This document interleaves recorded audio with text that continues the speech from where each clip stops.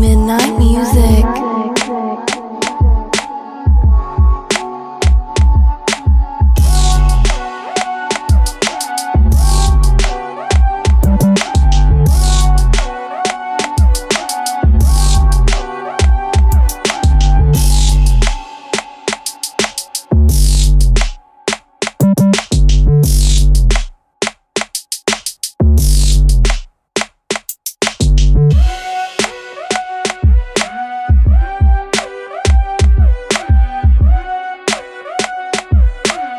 Midnight music.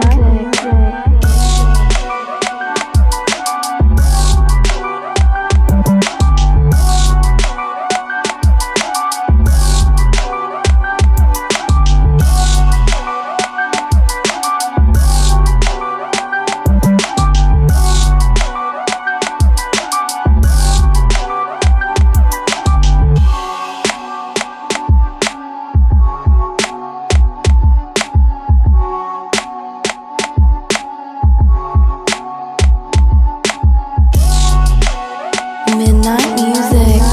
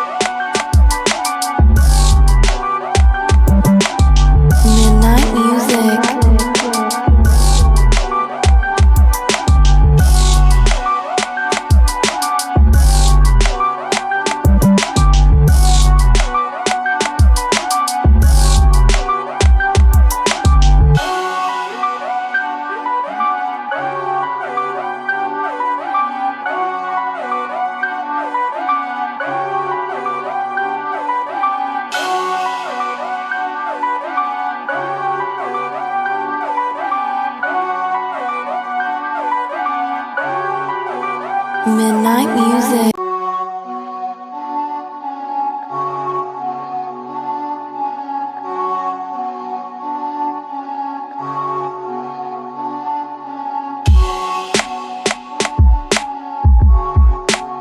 Midnight music.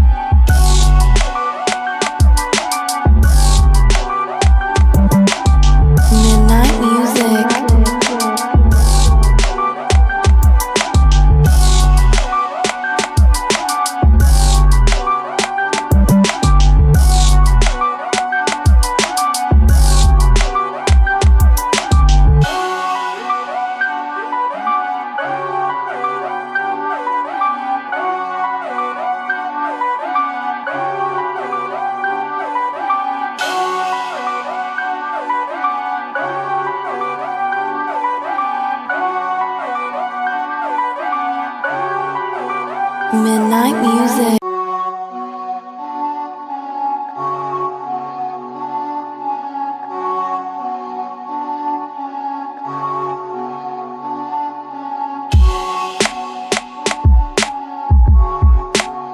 Midnight music.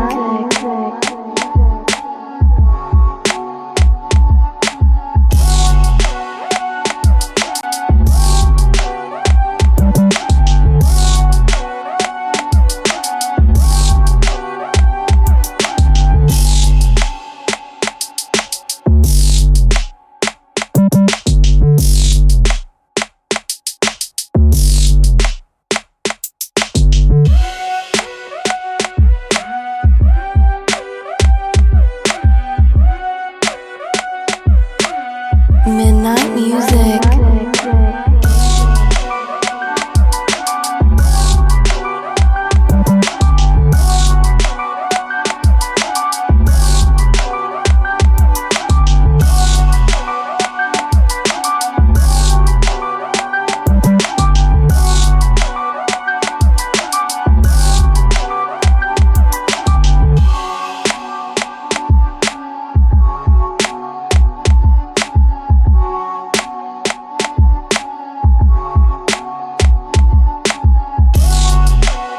Midnight music.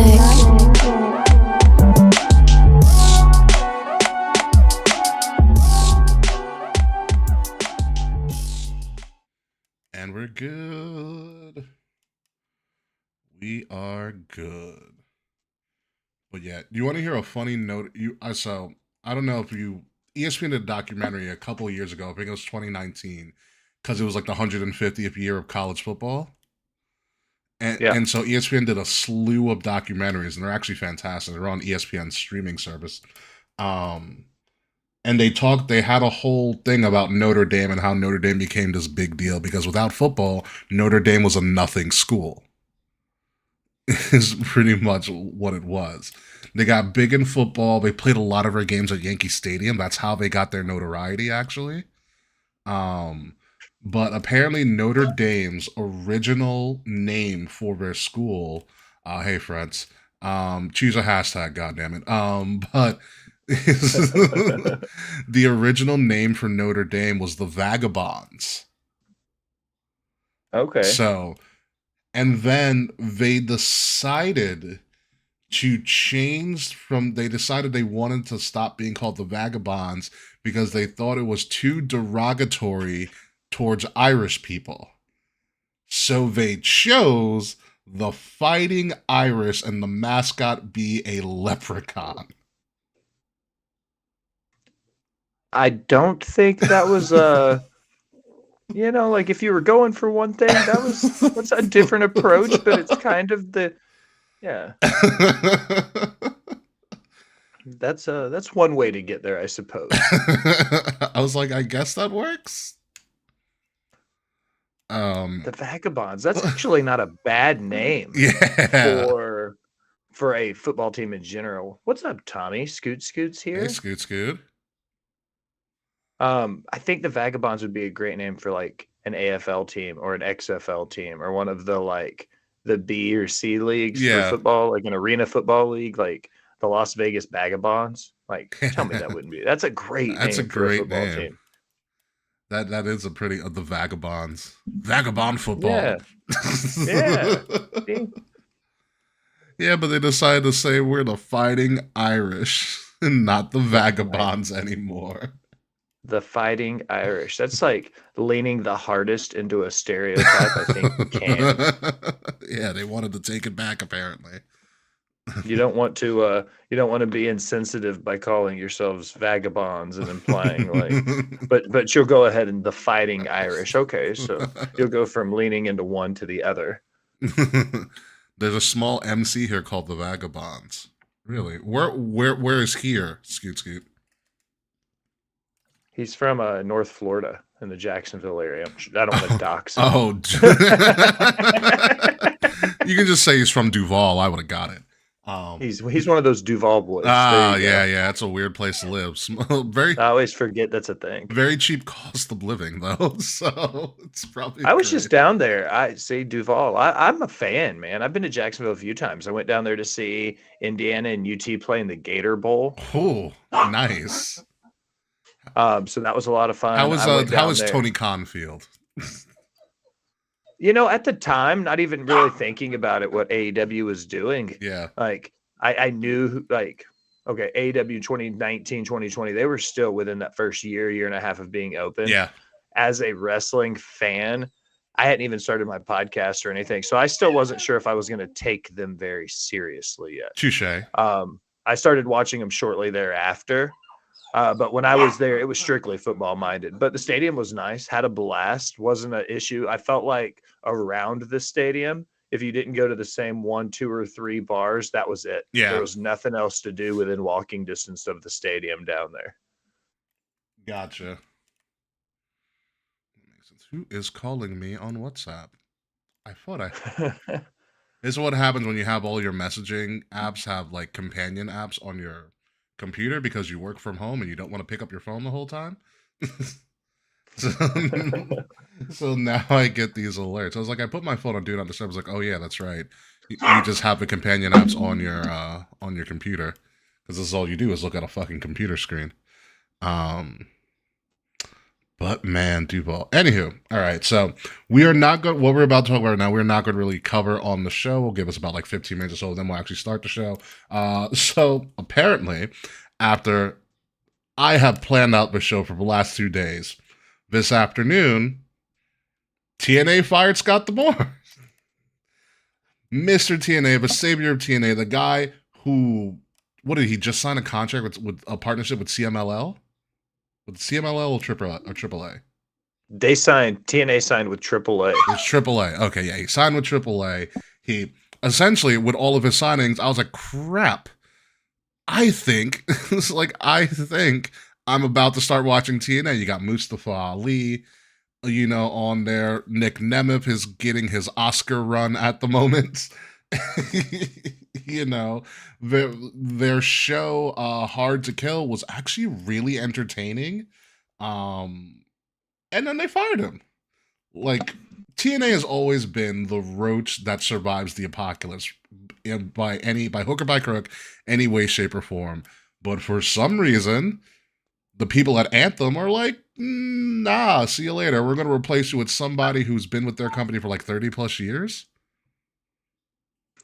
My biggest worry, yeah, and it will always be this with those kinds of positions, are if you replace a wrestling mind at the head of a wrestling company with somebody who doesn't understand the wrestling business. Mm-hmm.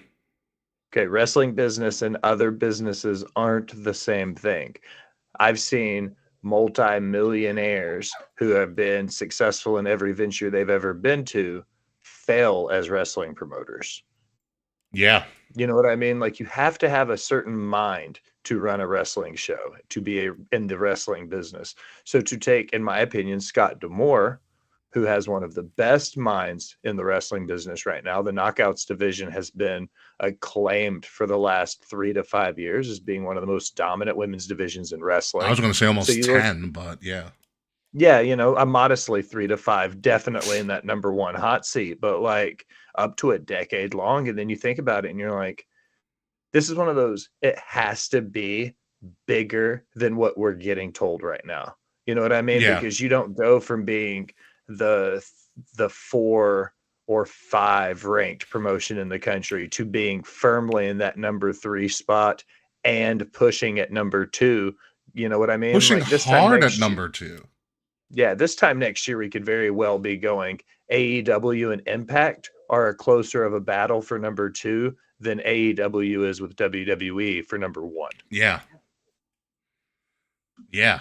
So it's pretty weird stuff because I was like, I'm starting to like get into a TNA like thing. I was like, I watched Hard to Kill. I was like, this is really good. Like they've got a lot of moving stuff happening with them.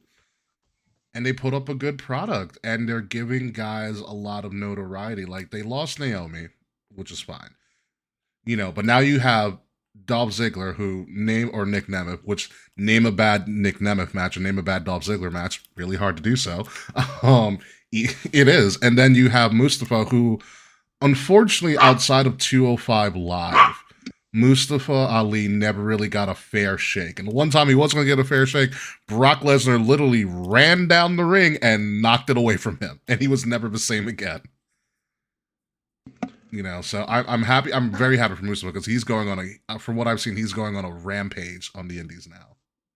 He's been on that world tour. Yeah. And that's the best way to say it. I watched his first indie match in GCW was phenomenal. I saw the Defy match when he was out west.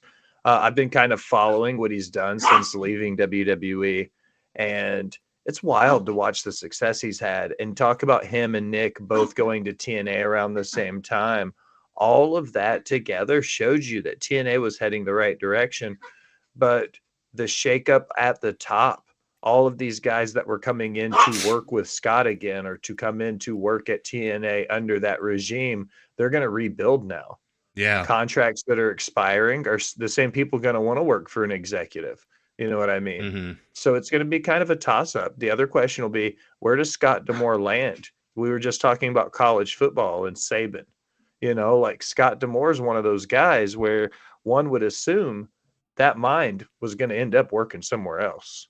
Yeah, I mean, when you get Scott D'Amore, he's on the same mind of, God, what the hell is his name?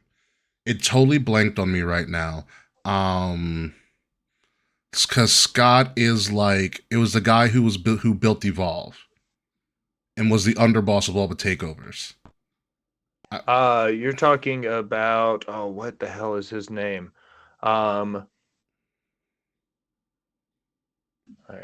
I totally forgot. Because Gabe Sapolsky. He's a Gabe Sapolsky type guy. Yeah, he's a Gabe Sapolsky type guy, and from what I know, Gabe is still running around WWE somewhere, doing something. I'm a nerd for being able to pull that name out of my ass like that. Gabe, yeah, he's a backstage producer. He does a lot of he would be. And this is allegedly first of many when I'll say put your tinfoil hat on. My understanding of what Gabe does for WWE is he's like the top of their indie scouts. He's the dude that's doing the seminars and the scouting camps and going to indies and looking at guys. That's why he's so active in the indie scene, but also at the same time works for WWE. Well, WWE bought his freaking indie organization, Evolve. Bingo. So that's kind of my understanding of that. He was also Paul Heyman's right-hand man. And when it comes down to working with one of the best minds in the business, it doesn't get much better than Heyman. Yeah, no, it is true. So WWE doesn't need Scott D'Amore. It's a flex if they do decide to sign him to a backstage producer role or whatever. But I mean, AEW could use Scott D'Amore. To help out backstage, to right the ship a little bit, I 1000% agree with that. Yeah. Again, and this is speculation. If everything comes out on the up and up, Scott doesn't have any dirty feet. There's nothing coming out of the woodshed. We're going to talk a lot about allegations later into the episode. Yeah, as long as Scott doesn't have any of the messiness attached to him, there's no reason why an AEW shouldn't look at him as being either, some kind of on-screen authority figure, somebody to be in Tony Khan's hand at Gorilla during shows. Because that's really the missing piece TK needs more than anything is somebody who can do that job. Yeah. Because he's not terrible at it, running blind going into 5 years. But if he had somebody like a Scott D'Amore or somebody like, a Triple H or a Shawn Michaels in his ear, AEW would be a juggernaut. He's that one missing piece. Yeah, because he's here's the thing. Tony Khan didn't grow up in the business. No, he was just a fan. He was a There's fan, nothing wrong with that. Yeah, he's a fan with money, and he said, I'm going to do my own thing. Okay, cool, that's great. But now you need business people who know the business, like you said earlier, who grew up in the business, who know how to run this business, because it's one of the most unique businesses you can run on such a big platform on TV and stuff, that it's really difficult to make it work. There's only a couple people who have been able to do it for a very long time or for a strong period of time. Vincent Kennedy McMahon can never take that away from him. Eric Bischoff was on absolute fire for almost 5 years before essentially the rug got pulled out from under him. And that's, it's really not his fault. And that's Gabe Sapolsky on a lower level, Scott D'Amore on a, semi-consistent level. It's not that many people who can do that successfully for an extended period of time. You're absolutely right. And did you say Heyman? I did not say Heyman. But you think about Heyman buying out ECW and it going to that 01 range when it finally got bought out by WWE. If he had gotten that last TV deal, could ECW had taken over WCW's spot? You know what I mean? Like Paul Heyman was one of those guys. He was one good TV deal away from breaking to that next level, and one good accountant away as well. Somebody who could help uncook the books of the last decade of him at the helm of ECW. That is his one fatal flaw, is he had to rely on Vince too much to keep him afloat. He did. Vince ended up owning that company before he bought it out, and just call a spade there. He was bankrolling them throughout most of the mid-90s. Well, they were doing the whole, like, Vince, I'll scratch your back if you scratch mine. And Vince was paying him out in exchange for using ECW talent as extras and stuff. Yep. But really what was happening, Vince was getting those extras to come up. He was working them, figuring out which ones he wanted, and then would go through the back door to offer them more money than what Paul could get. It was like a free farm system for Vince. Pretty much. Put that on the sleazy things that Vincent Kennedy did in the business. It was a very I don't know if you're a Star Wars fan. Vince was very Grand Admiral Thrawn in that aspect. He was. Yeah. It was that, like, I'm here for the people. I'm helping the small guys out. But really, it was like, taxation, where he's like, yeah, I'll work your guys and put my guys, like, I'll send, like some of the guys back down. It's the same stuff he did with the Smoky Mountain Wrestling, the outfit that Cornette had. The exact same thing he did there. Yeah, I'll send the Undertaker down to work, and then while he's there, he's like, "Oh, I'm gonna take Kane. He's mine now." Yeah. Oh man, I mean, crafty SOB. But I'm pulling for TNA. I'm not gonna lie. I really am. They had such a positive upswing to begin this year, but I hope it continues for them. But this shakeup's really gonna screw things up. I hope not too bad. One would hope that TNA would be able to keep going. That Anthem will allow, even if somebody takes over as president of TNA Impact, like somebody takes that position. Hopefully, they will hire somebody to be in the director of wrestling operations role or something like that. Yeah. Vice president of wrestling operations, a wrestling mind to help keep the momentum going. Because the last thing TNA needs right now, they will lose all that momentum if somebody who doesn't understand wrestling comes in and tries to fabricate stories without realizing it. Yeah, that is the issue. Yeah, I mean, I might watch tomorrow too if I'm not doing anything, which I might read a book also too. So who knows what I might do. I've been struggling. So I went to Comic-Con in New York. This is the last thing before we get started. And we're gonna put our real tinfoil hats on because there's a lot of shit that happened. And I'm me being, a psych major in mental health counseling educational background, I found a geek therapy booth at New York Comic-Con. And I was like, fuck. I was like, I'm trying to get away from work and have fun, but I was like, I'm interested now. Like, what do you got to say? So that's interesting. Yeah. I'm not, I'm just like, okay, a geek therapy. I'm here for that. I might need one of those, a geek therapist. So they've essentially built this whole thing from the ground up. And the one of the books that I finished reading talks about the how to incorporate geek therapy and use essentially geekdom and fandom in a therapeutic way to help out your client. They've also written a couple of other books, a group of them, and they're working on getting accreditation as an actual therapy form in multiple states. They do a lot of seminars and workshops and stuff where you can essentially become a certified geek therapist. I'm like, oh, God damn it. I was like, this looks really interesting. And so one of the books, I was chatting up this guy, Shane, who is like a professor at like Ohio University. Not Ohio State because fuck them. But Ohio University, and he as part of the booth, he was selling his book where he talks. It's called Meme Life. So it's essentially how humans use memes to communicate, and the history of how memes have been used throughout modern times. So that's the book I'm reading right now. So it is very interesting to learn about memes. They also have a book talked about. They have broken down like the psychology of Zelda. They have like a bunch like the psychology of like Skyrim is a book that they wrote. I like the idea of like the psychology of Zelda. Yeah.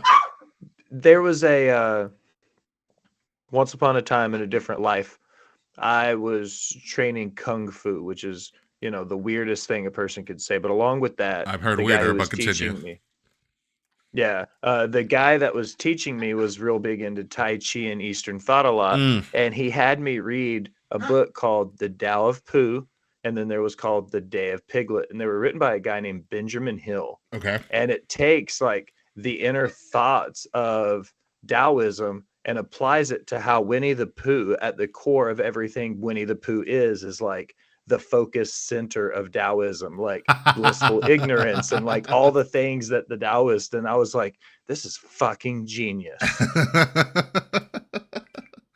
Yeah, I mean, when you look at it does kind of make sense.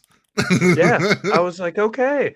So I like that kind of like that twisted train of thought where you like kind of blend things. I'm a fusion chef. I blend Southern food and Asian food all the time. Like, Yeah. I like it. Blend two mediums all the time. Go for it. Yeah, no, it Get weird. It is, yeah, it is great. We're gonna blend some. I'm gonna have some analogies for everything that's going on this week as well. So without further ado, we're gonna get this ball started. Obviously, my sound guy's on here, so there's gonna be a lot of silence when we actually start this. But you'll know when I cue you, and you've done this before. You're just gonna be a guest. You're just gonna enjoy the ride, Will Gray. That's what I'm here for. That's what I do on my show. All right, so we're gonna get this started. Yeah. Thank you guys for joining us, all you supporters of Will Gray. Hopefully, you're a supporter of this show now too. Anywho, we're gonna get this started in 5, 4, 3, 2, and.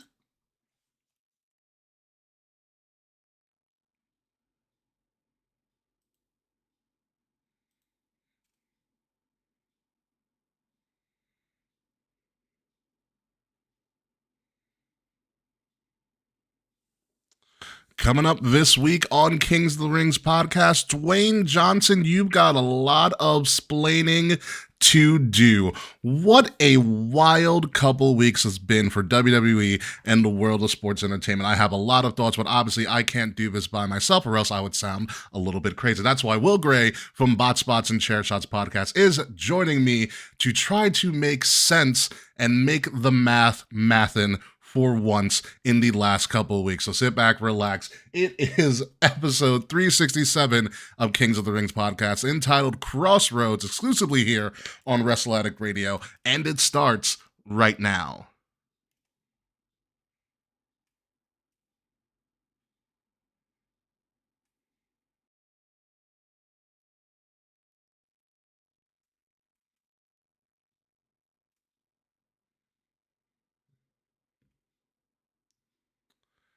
You either dive a hero or you see yourself live long enough to become the Hulk Hogan. Ladies and gentlemen, welcome to Kings of the Rings podcast, the award-nominated Kings of the Rings podcast, episode 367, Crossroads. I am your host, King Ricky Rose. Unfortunately, we were not able to have a show last week. We had a little bit of a scheduling conflict. Somebody was a little bit under the weather, but actually, it's a blessing in disguise because since the last time we bit on air, the wrestling world has absolutely lost its collective shit in more than one way. So I gotta find somebody who can make it make sense, and I couldn't find anybody better than the host of Bots and Chairs Cats podcast, a member of Ribbit City Radio. He is a chef by trade, a mark by choice, and a cancer survivor by the grace of God, or whatever God that you pray for, who, if he's in the sky, on the ground, in the water, all around. Ladies and gentlemen,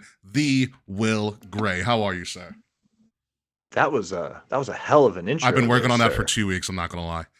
That gave me a run for my money, and my intros are something I pride myself on. And you have to step my game up now. That's all there That's is what to happens it. when I take showers.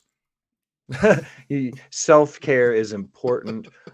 It's a great Wednesday night. I'm enjoying the night, relaxing, gonna hang out with you, talk wrestling, watch some wrestling, and just like you were saying, I'm just here for the ride, man. Yeah, we have a wild ride of shenanigans and things to get into for this entire show.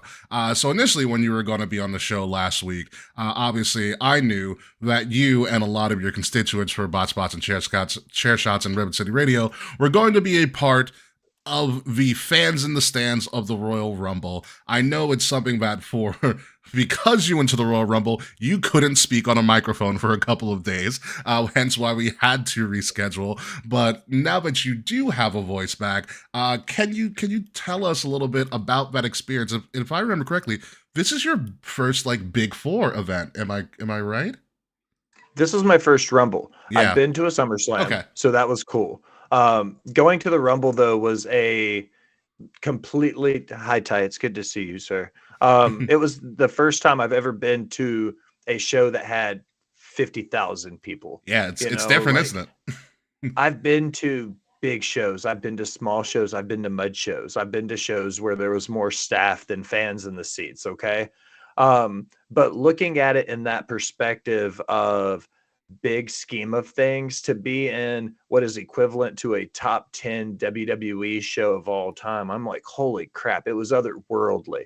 Like your seats shook from how loud the crowd was. And again, I've been to, you know, tons of Bonnaroos and big festivals, but concerts aren't the same as a wrestling show. And that crowd was electric. I don't care what people say when they watched it, the crowd was dead, blah, blah, blah.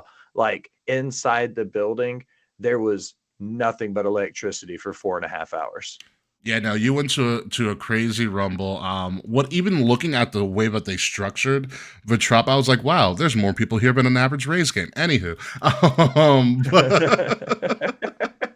but they, This is the first time in a long time Tampa's seen that stadium sold out. yeah. But I know looking at it from a viewpoint of a computer screen, I was like, wow, this looks very Tokyo Dome-ish, the way they set this up. I was like, wow, it was a really creative design that they did for this rumble. But for you, what was one of some of the big moments for the rumble for you? I know what mine were, and a lot of them were in the women's rumble. But what were some of the high spots for you?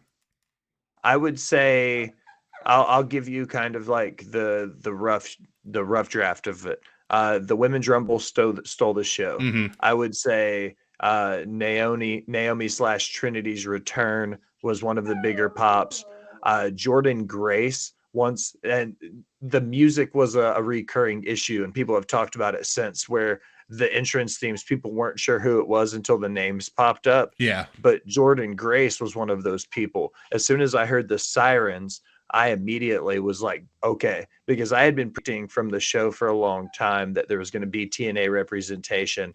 And then leading up to it, I was like, Jordan's going to be there. So I was pretty excited about it. When her music hit, I flipped my shit. That was where I lost my voice, one would assume. I was really excited to have TNA representation. With the belt, too.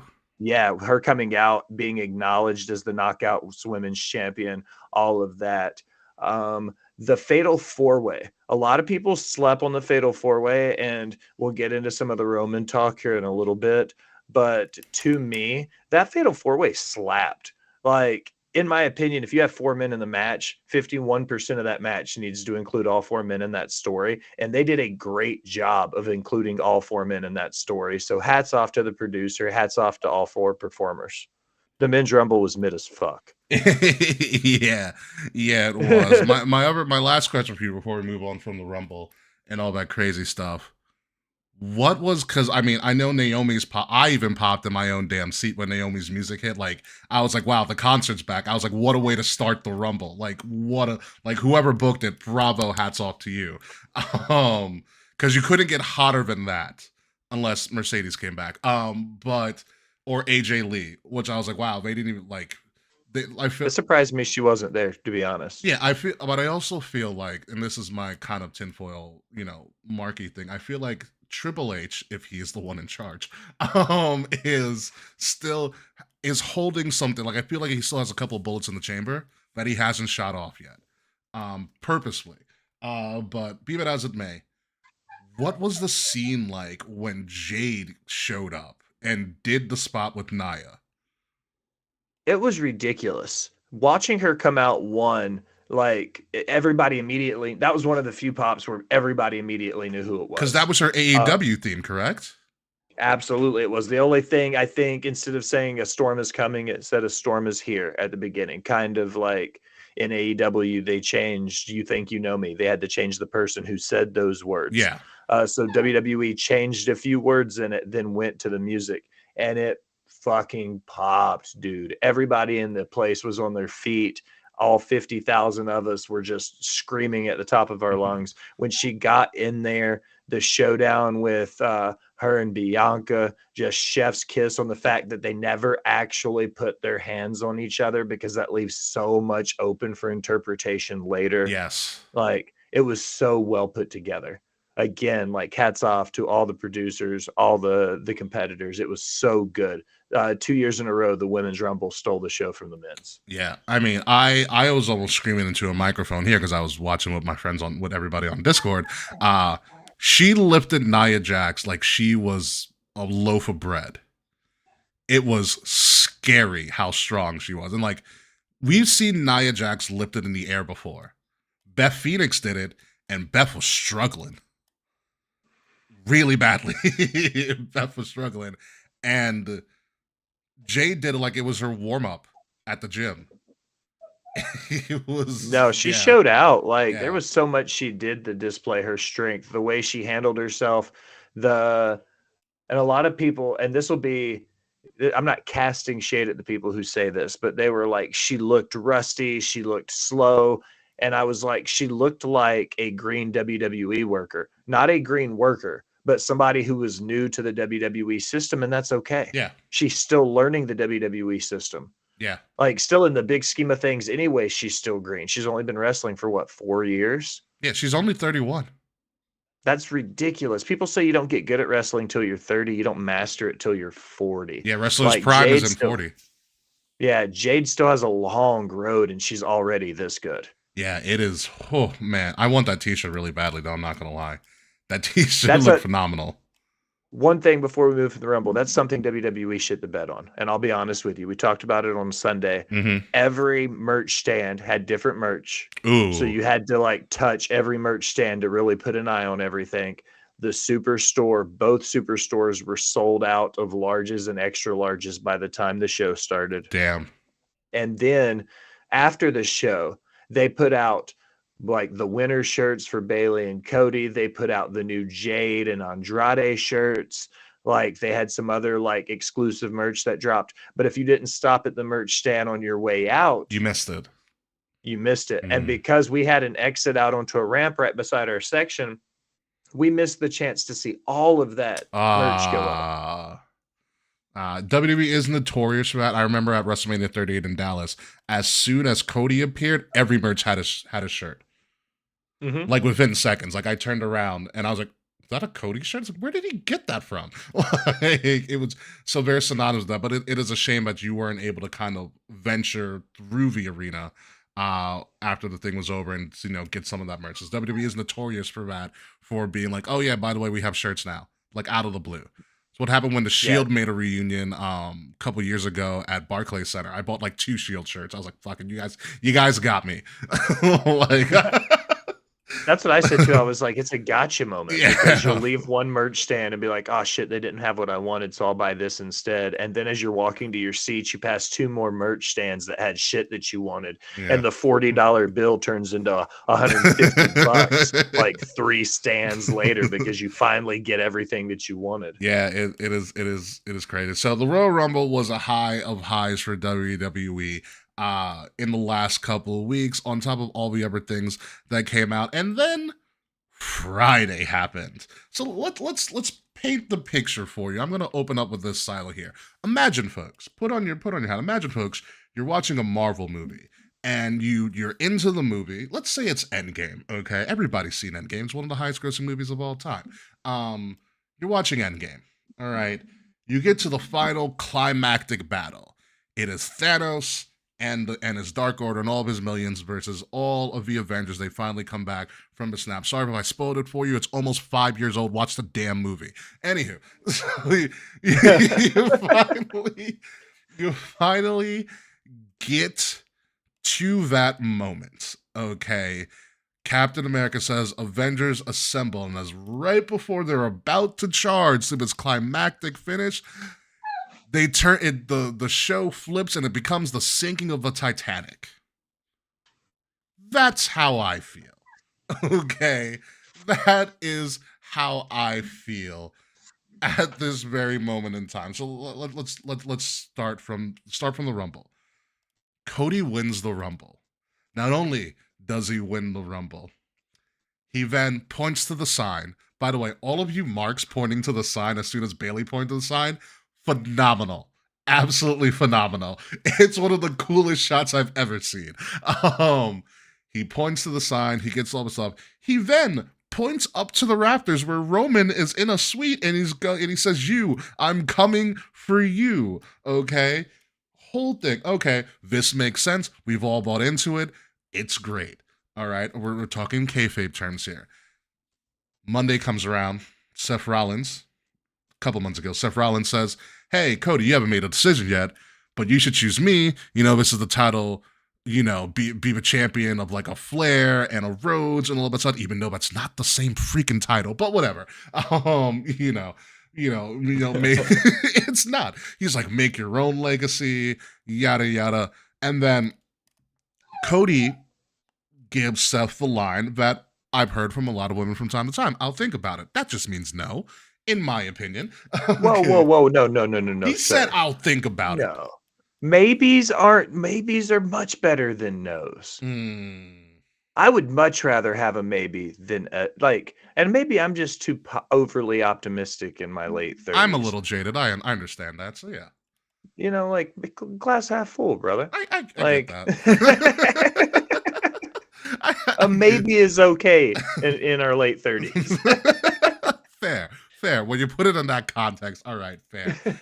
I still, in my heart of hearts, I thought it was a no. So Seb tries to make his point, talking about do you want to be the workhorse? You don't want to be the guy that blah blah blah blah, but doesn't show up and defends his title when he wants. This is the true championship. Blah blah blah blah blah. Friday comes because Cody says, I'm gonna show up on Friday and I'm gonna make my decision. Friday comes around. Roman Reigns, for about 10 minutes straight, obliterates any validity of equality for the World Heavyweight Championship to the WWE Undisputed Universal Championship. It is an absolute verbal annihilation. And Seth had a great argument, but Roman just obliterated everything that Seth was trying to build. And I don't know if it was personal or something. I thought they were friends, but I don't know what Seth did to piss Roman off, but that was a verbal annihilation. And in kayfabe, I can never see that world title as anything again. As anything equal to the WWE Championship. Probably by design, but still, damn, Roman. Yeah. Yeah, he gave it to him. Yeah, I was like, this sounds like it came from a very sore place. My personal favorite line from the whole promo was when he told Seth that you can't be the face of this place if you've been walking around in your wife's clothes for the last 3 years. I was like, damn, Roman. Damn. Yeah, you had that. You said yes. He said, yeah, I work 10 times less than you, but I also make 10 times more money than you. How can you be the workhorse champion when you broke your back 3 months into defending the title? He's like, haven't I beat everybody that you tried to defend that title against? I was like, Jesus Christ. And so here's the kicker. Cody comes out then and says, you know what, Roman? And for all intents and purposes, he goes, you're right. He says in much more eloquent words, I agree with you, Roman. which is just a double down on the burial of this very beautiful World Heavyweight Championship. He says, I agree with you. This is the title I want. This is what I need to do. This is what I've been working these last 2 years for. And I'm coming for that title, but not at WrestleMania. And then he goes, I've been seeking counsel from people. And out comes Dwayne The Rock Johnson. They have one of the most awkward handshakes and eye contacts I've ever seen between two performers, and then Cody walks away. Cody walks off, and you have The Rock and Roman staring each other eye to eye as SmackDown goes off the air, and that's when the world started to burn in the IWC for many different reasons. So. Right there, from what we have right here and right now, Will Gray, what were your thoughts on that whole build and story before we start going into the, minutia of it? But what were your thoughts on everything that occurred specifically, or more, especially more on SmackDown? To be completely honest, Friday night I was at a show. I was running camera and production for Pro Wrestling Alliance. No free shout outs. When I was there, I got a bunch of texts. They were like, oh shit. Like, they were kind of blowing up group messages. I'm sure you're in more than a few for the wrestling community. And it's like when big stuff happens, like your phone just starts blowing up. Yeah. So I'm like, okay, I look, I'm like, oh shit, The Rock showed up. What happened? So we leave the show, and as we're driving back, we turn SmackDown on. Mm-hmm. And I'm like, oh shit, okay. And to be completely honest, I said in the car ride on Friday, I was like, this smells heavily of a work.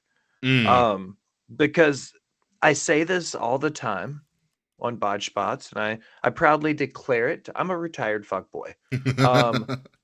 I know how to say some shit to make you think something's going to happen when you know something else is going to happen. Yeah. You know what I mean? Like sleight of hand, like get you to look over here while I'm doing something over here. Like, yeah. That's what that felt like right off the rip, because at the core of it, Cody didn't say anything. At the core of it, The Rock literally never said nothing. Anything. Yeah, said absolutely nothing. Yes. But that was kind of the way I felt about it. I was like, the IWC went up in a roar all because he said, but it's not going to be at WrestleMania. He didn't say anything else. He didn't make a decision 100% that it won't be WrestleMania. All he said was it might not be WrestleMania. Yeah. And then the world collectively shit the bed. And I was like, I feel like this is like at some level, but I have been wearing a tinfoil hat since 1997, and I've always said that Montreal was a work. So to me, I said right off the rip, this smells like a work. This feels like a work. They're trying to build Cody to be this larger than life babyface. And I don't like babyface champions. What happens when a dog catches the car, man? Like, they're much better chasing it than they are driving it. You know what I mean? Yeah. And that's how I feel about babyface champions. They're spending all this time to build Cody up. They're going to make him larger than life champions. And when he does get that title, then what? Yeah. What happens when he finishes his story? Does the American Nightmare have, 1,468-day reign under his belt? Does he have, something that's going to upstand to what the Bloodline just did over the last 4 years? I'm a Cody Rhodes enthusiast here. I like the American Nightmare. He won me over. But to me, like, it better be fucking worth it, man. What the Bloodline has done, what Heyman has done, and Roman and the Usos and the Sami Zayn stuff, like, Cody better have his big boy britches on and pull up his business socks, because once he takes the reins and he takes that belt, like, he better be ready to run with it. Yeah, it is the plight of the babyface. I mean, case in point, remember Dean Ambrose's championship run? Oh, yep, up in flames. They couldn't get that title off of him quicker. And that's what I'm saying. And I don't want that to be the case. I don't want whoever to dethrones Roman to be a transitional champion. And I wholeheartedly, I wrote about it in AEW. I said I'm glad he had the clause that he wouldn't write himself into the world title, because I wasn't ready for the reign of the American Nightmare. I'm ready now. I just hope that he's ready, and more importantly, Triple H and WWE are ready to have Cody Rhodes be the face of their company. Yeah, so here's a couple of crazy thoughts for me as well. With the backlash in particular on social media, across social media, We Want Cody was trending for over the entire weekend, higher than the Grammys, which happened. Fuck Taylor Swift, by the way. Higher than the Super Bowl. Anything Super Bowl related, it was the number one trend worldwide. Okay, That's a pretty big deal. Yeah, that's a pretty big deal. You had professional football players, George Kittle in particular, commenting about this angle during Super Bowl media day. Okay, they were specifically asked about what was going on. George Kittle had a great answer too. Look it up. The video that WWE put out on YouTube is the most disliked video in the history of WWE videos put on YouTube. The last number I heard, and it might be bigger, is over 600,000 dislikes. As a mid-sized streamer and writer, 600,000 dislikes would fucking bury me. I would never get back out of that hole. Yeah. You know what I mean? Yeah. Like, God, I wouldn't know what to do if I woke up and there were 400,000 notifications that were like, "Yo, Will, you shit the bed on that episode." Like, no way. I wouldn't handle it mentally. I wouldn't know what to do. I'd retire. Yeah, and as Mark Henry put it when he was on Busted Open Radio, he goes, "That's like 6 AT&T stadiums full of people, because you can only dislike a video once." You know. And I don't think I've ever heard of any group of fandoms collectively saying, "Nah, this isn't it." Even AEW fans are like, "Man, this wasn't the move. This wasn't the one, guys." So, like, it's in a kayfabe form. As I'll take from Suplex Media guy, and take that he's a great guy and should probably be on our show. He's on Botched Spots on Sundays. Yeah, I should throw me a bone a little bit. Anywho, or I can just reach out. I just target him on TikTok. I would be more than I will definitely make that happen. I think you guys would vibe real well together. In all seriousness, Michael's a great guy. Yeah. So Suplex Media put it perfectly. Me and you, Will Gray, are what we would call patrons of the art of wrestling. Okay. That sounds so eloquent when you say that. I appreciate that because most of the time I look at myself as a drunkard with a typewriter. Listen, it didn't come from me. It came from Suplex Media. But we are patrons of the art of wrestling. We see wrestling as an art form. I mean, I also see therapy as an art form, but that's another thing. So we are kind of prone to look at wrestling as an art. There are different ways of doing it, but you appreciate the art of it. When you appreciate the art of something, we're not really focused on the money or the drawing power. You just want to see good art. Like, you don't go to an art museum and talk about how expensive a Monet is. You just appreciate it for what it is. So when you're a patron of the art, of wrestling, and a company tells you for years, multiple years at this point, we are building this guy. This is our guy. Here's our guy. He is the next in line. We have him as the cover athlete of our premier video game. That same damn week, he was on Fallon by himself. By the way, he was on Fallon. He's doing all the talk shows, shaking hands, kissing babies. He's got his own damn dog. He bought the freaking dog to the show. Okay, Pharaoh doesn't. It is a pretty dog. Yeah, Pharaoh's amazing. Pharaoh's a very pretty dog. Pharaoh doesn't show up for anything, especially after the fiasco that happened at AEW, with the pyro and whatnot. And then all of a sudden, the last minute, you said, "Nah, you know what? We're just not going to." It feels, as a person who is a patron of the art, it feels like a slap in the face of all that we have dedicated our time to. And there's also the other thing is that even though we are patrons of the art of wrestling, there are people who will tune in, and wrestling is also a business as well. And WWE, for decades at this point, has been a publicly traded company. And one thing you have to understand is that a publicly traded company, its only loyalty is to the people who own the shares of the company, and they need to be, and you need to make the shareholders happy. And the only way you make shareholders happy in a publicly traded company is that you make them more money than what they've invested into.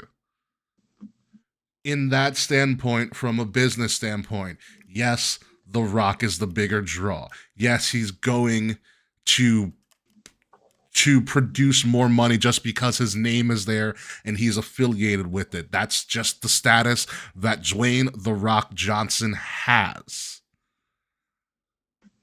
You know, so like, I mean, when you look at that map, yes, it makes sense. But my counter to that would be, you want to make this a big thing. You've already established that Cody is your big thing. You've also already established that WrestleMania is about to break every record known to man in WrestleMania history. It's already breaking records, and the show hasn't even started. You know, it was like it's the highest grossing WrestleMania of all time in a show, and nothing was announced. Okay? Yeah, didn't even have a card yet, and it broke records. At what point does this start to become greed? And we lose sense of the art of wrestling. I love, God, Ricky, God, I love that you worded it that way. I'm on a roll tonight. I've had some thoughts the last couple of weeks.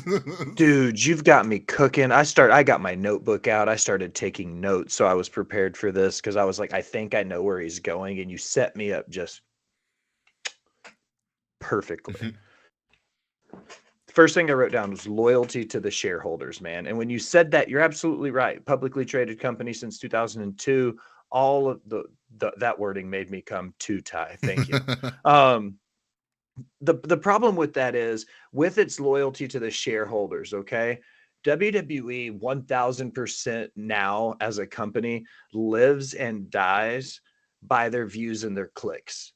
You see it every week. They talk about so-and-so had the most viewed YouTube video, blah, blah, blah. Even this week, you mentioned the dislikes on the video. They're living and dying by their social media output. Mm-hmm. That goes, and then you said, and Suplex's video as well, and you mentioned it, the appeal to the masses instead of like the appeal for the hardcore wrestling fans, right? Yeah. WWE isn't appealing to the hardcore wrestling fans anymore. It wants to appeal to the masses because you tie it back in to those views and clicks. That's why fucking Logan Paul is wearing the US title right now. Mm-hmm. It's a huge publicity stunt because he can work. He's a decent wrestler. The longer he holds that belt and the more he has to talk on the mic, the more exposed he becomes because you see how green he truly is. Correct. Then you look at the fact that it's not appealing to hardcore wrestling fans. And this one was a tough pill to swallow for me. And this is the truth in the matter. WWE is no longer a wrestling show. WWE is a television show about pro wrestlers. The way they write their stories are different. The way they cut their promos are different. Everything about the way the WWE operates, they're not a traditional pro wrestling show anymore in any capacity. And that's not a slight towards them. I've said in a lot of ways, it's like elevated up because of the detail that they put into it. But if you watch WWE because you want traditional pro wrestling, this is the point where a lot of people realize like that might not be for them anymore because WWE isn't for the hardcore wrestling fans. They're going for the masses. They want 5 million viewers to watch because it's all about clicks and views because they're a publicly traded company. Yeah, it is. It's scary. And us as patrons of the art of wrestling, I think I'm going to use that a lot more. And the Rock Roman Cody situation is also a thing that really exposes who is a patron of the art of wrestling and who is a person that watches wrestling. Because there are some people on podcasts who are patrons of the art of wrestling, and there are some people who do podcasts who just are people who watch wrestling, and there is a huge difference, and it's getting exposed, and it's kind of interesting to see. I'll definitely say that. But as patrons of the art of wrestling, people who watch this for the art and the style of wrestling, it feels like a gut punch. It feels like I'm in an abusive relationship where I was told, I was breadcrumbed all of these things for so long, but it's going to happen. All of a sudden, we're just gonna take this L and take this punch. And the problem is, like, somebody who's been in the, like, not myself, but as, if you're a person in a really bad abuse relationship, a lot of the times you just take it and you just stay. And that is the mindset that WWE's kind of working on. They're on work on the mindset, and rightfully so, because because it continues to happen year in and year out. We can do whatever we want and they will never leave. that's what it is. We can do whatever we want and they will never leave. And I know that this is. I'm sorry to interrupt you, but this is why. Yeah. Because they know those diehard pro wrestling fans. When you look at the big scheme of things, they're like, "Are we worried about losing those 400 to 600,000 diehard wrestling fans, or the fact that every week, 500, 600,000 people see Logan Paul on YouTube?" You know what I mean? Mm-hmm. Like, they're not worried about diehard fans because they're churning out these, I'll call them social media drones, where it's just the fact that it's like whatever's red hot in that moment, instant gratification, like give us that's what WWE has mastered. They've mastered the art of instant gratification. And now that they did it, and I said this 1,000 times, if they went to that well one too many times, it wouldn't be there anymore. It would be dried up. And this may have been it. They waited too long to do it. And now it's like, if they don't correct and show us, okay, this was all a work, Cody's always been the one to do it, then like they may have shit the bed with a 4-year long story with Roman and the bloodline. Yeah, it's bad. There's my friend, I was talking about this with my friend because I too didn't watch this live. I had a friend over and we were watching movies and stuff. We're watching people murder people. It's all that stuff you do on a Friday. Makes and sense. so I watched it Saturday morning, and then while I was eating my brunch, I had to call my friend. I go, I need to talk to you right now. Like, it was that level of distraught. And he's a Rock fan. He's like, this feels bad. He put it so eloquently. He said it is a course over correction. It is one of those things where if you look at the grand scheme of what happened, the Royal Rumble happened, your supposed night one main event is shattered because Punk destroyed his triceps. You have something else that we're going to talk about in a second, and then you have somebody who is a big name who just got a lot of power and $30 million, by the way.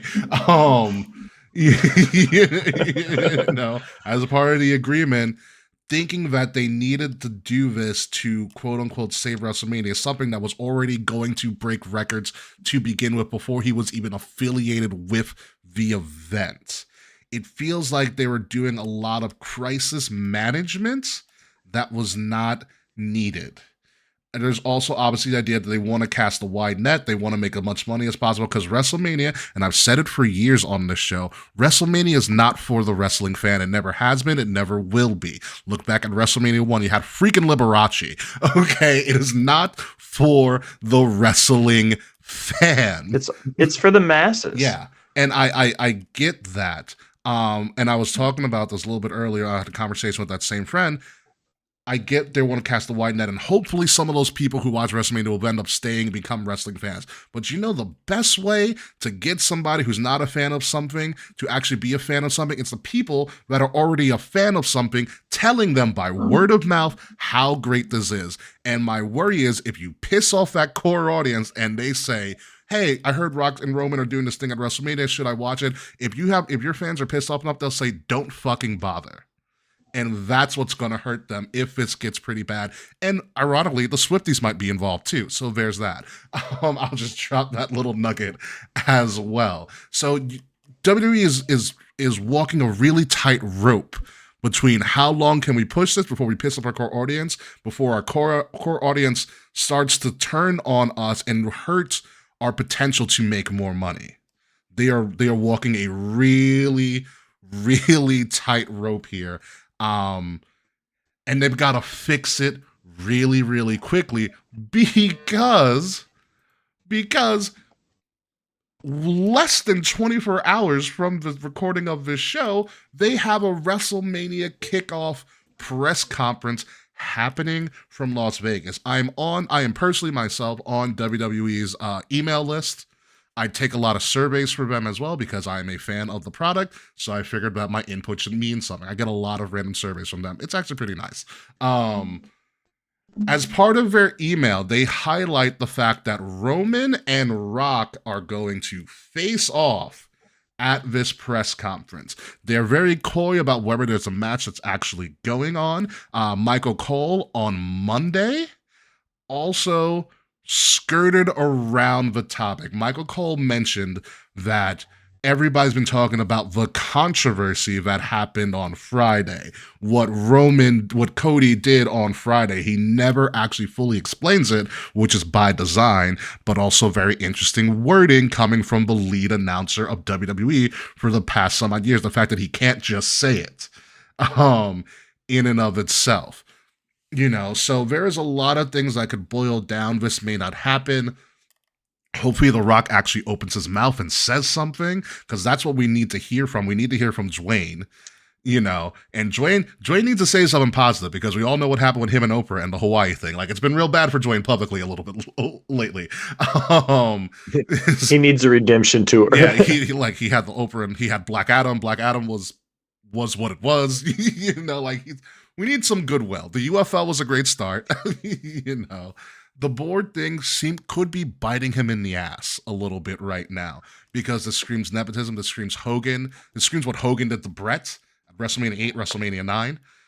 It just looks so bad for him. And it screams greed, it screams cockiness, it screams ego. And so something's got to be great here. So what are your predictions? I have a wild prediction for this kickoff show, which I'll be watching because I'm a glutton for punishment.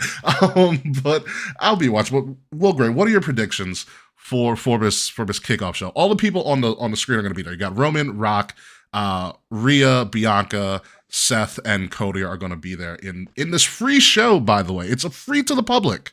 It's going to happen. So what do you think is going to happen? I'm going to start with your last statement. Free to the public is very relative. They were selling press packs I got that email too. and $2,500 to be part of a VIP experience. To get reserved seating. And then one step above that, they actually invited members of the media. Yeah. WWE, as much as it sucks, again, as a mid-sized writer, all they care about are YouTube and TikTok and your likes and the algorithm. And again, I feel like I'm, beating a dead horse or whatever analogy you want to use here, but WWE lives and breathes the life of social media. If your following isn't where they want it to be on their preferred social media brands, then they don't want anything to do with you. And that's tough. So, that being said, going as a fan, my wild prediction is they're going to continue to breadcrumbing, yes. Yeah, they're going to breadcrumb us. I had to say it slowly in my head for a second. It's okay. They're going to continue to breadcrumb us, because this is going to be the longest 60-day burn we've ever seen in our lives, because I still stand by the fact that they never said anything on Friday night. They never said anything on Monday. Exactly. I feel like there's still a lot to uncover here, and I don't feel like this will be any of the definitives that we need answers to. This will be another opportunity for them to continue telling us what's going to end up happening. And I still stand by the fact that I think it'll be Cody and Roman at WrestleMania. Yeah, I mean, Rock posted on Instagram, on social media, about something about long game. Cody had a cryptic thing talking about, pizza's technically a cake, and in that case, pineapple goes on pizza. And I had to read it a couple times to get what the hell he was actually saying, which makes me believe that he's in on the shtick too, because I saw his face Friday. I'm like, that guy looks defeated. Like, he looked so visibly upset. As a person who's been trained to read body language, I was like, that guy does not look happy in any way, shape, or form. And if he got me, kudos to him. There is the thought that they're trying to make Cody, like you said, this megastar, kind of reinvent the Yes movement, or Kofi Mania in and of itself. My counter to that is that Daniel Bryan and Kofi Kingston during those epic runs were never deliberately positioned by the company as the person. Okay, the company has told the story of Cody being the guy for the last 2 years. They didn't do it with Kofi. They begrudgingly did it with Daniel Bryan. Like, begrudgingly did it with Daniel Bryan. So that's the difference. There, when Kofi was a giant surprise to everybody. Daniel Bryan was what we wanted, but not what the company wanted. They tried their hardest until they had to give in, But with Cody, they told us Cody's the guy, Cody's the guy, Cody's the guy, Cody's the guy, until all of a sudden, like, nah, he's not. And that's where the difference is. Cody was the established your top baby face, and you're telling me your top baby face isn't going to do it. So this could be all a giant swerve.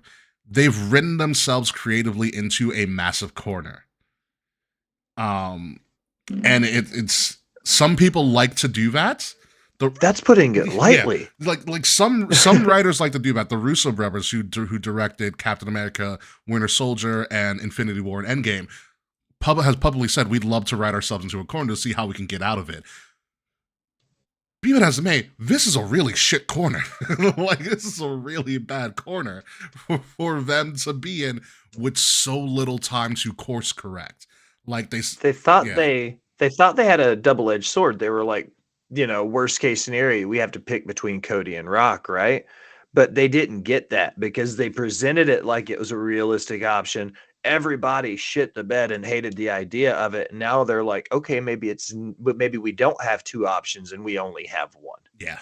Because I think they thought just a little bit that they had two realistic options here, and everybody's staggering reaction to The Rock says otherwise. And if they decide to go with The Rock over Cody, like, it might not be reversible. No, it may not be. I actually, before all this went down, I talked about this. I put my tinfoil hat and I fantasy booked how this should go.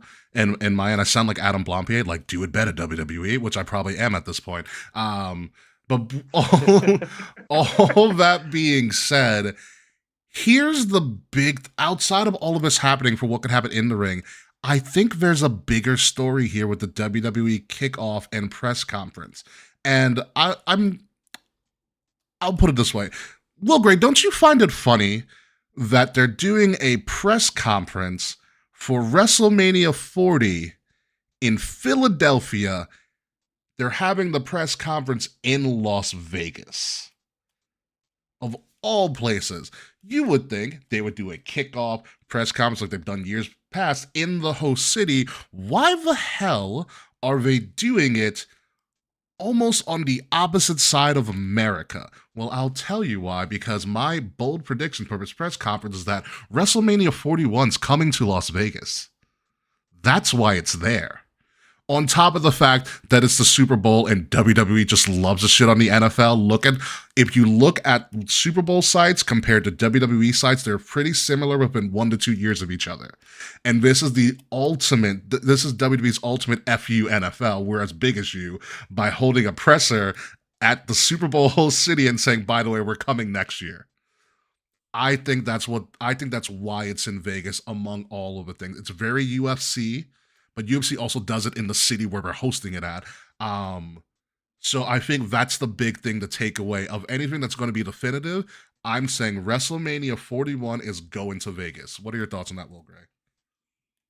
You pretty much knocked that out of the park with that prediction, because Nashville as a city has all but been told, as long as the stadium is up and functional by 2027, we're getting a WrestleMania and a Super Bowl. Yeah. So, like, you're 1,000% spot on with their competing. Their comp set in their market is 100% the Super Bowls for WrestleManias. And being on their radar with Nashville, I can confirm as a resident, they're saying things like, if the stadium's up, we're getting both, and possibly an NFL draft in like 18 months of each other. Listen, you guys had a pretty dope NFL draft year, but one time it happened. They did it on Broadway. You say that, but I was working on God, dude, I was working in the Gulch. I was 6 blocks from downtown. It was a madhouse, bro. I would never wish that on my biggest enemies. I'm also glad I'm not in a kitchen anymore for when it comes back. Yeah. But I think you're absolutely right. I think Vegas makes sense to be out there for the time of year. Vegas in April would be gorgeous. And you think about, the slight shade that it would be because AEW goes out there every year for Double or Nothing. But they don't do it at Allegiant Stadium. No, absolutely not. But it's like WWE going to Vegas and booking Vegas in their biggest stadium. Like, I like it. Even if they're not throwing shade, I still think it's a little bit of those old school, like, territory things. We're going to run in your town, but book the bigger venue. Like, I love that shit about pro wrestling. So I'm here for it. Plus, it'll keep things busy until they get to Nashville. Yeah. That's what I think is going to happen.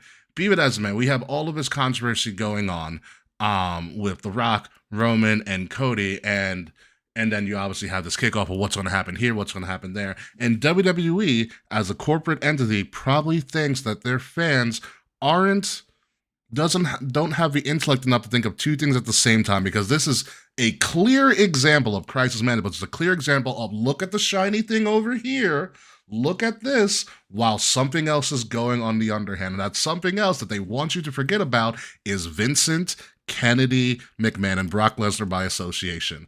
By the way, we didn't get a chance to talk about it last week. We're not going to talk about it too much this week.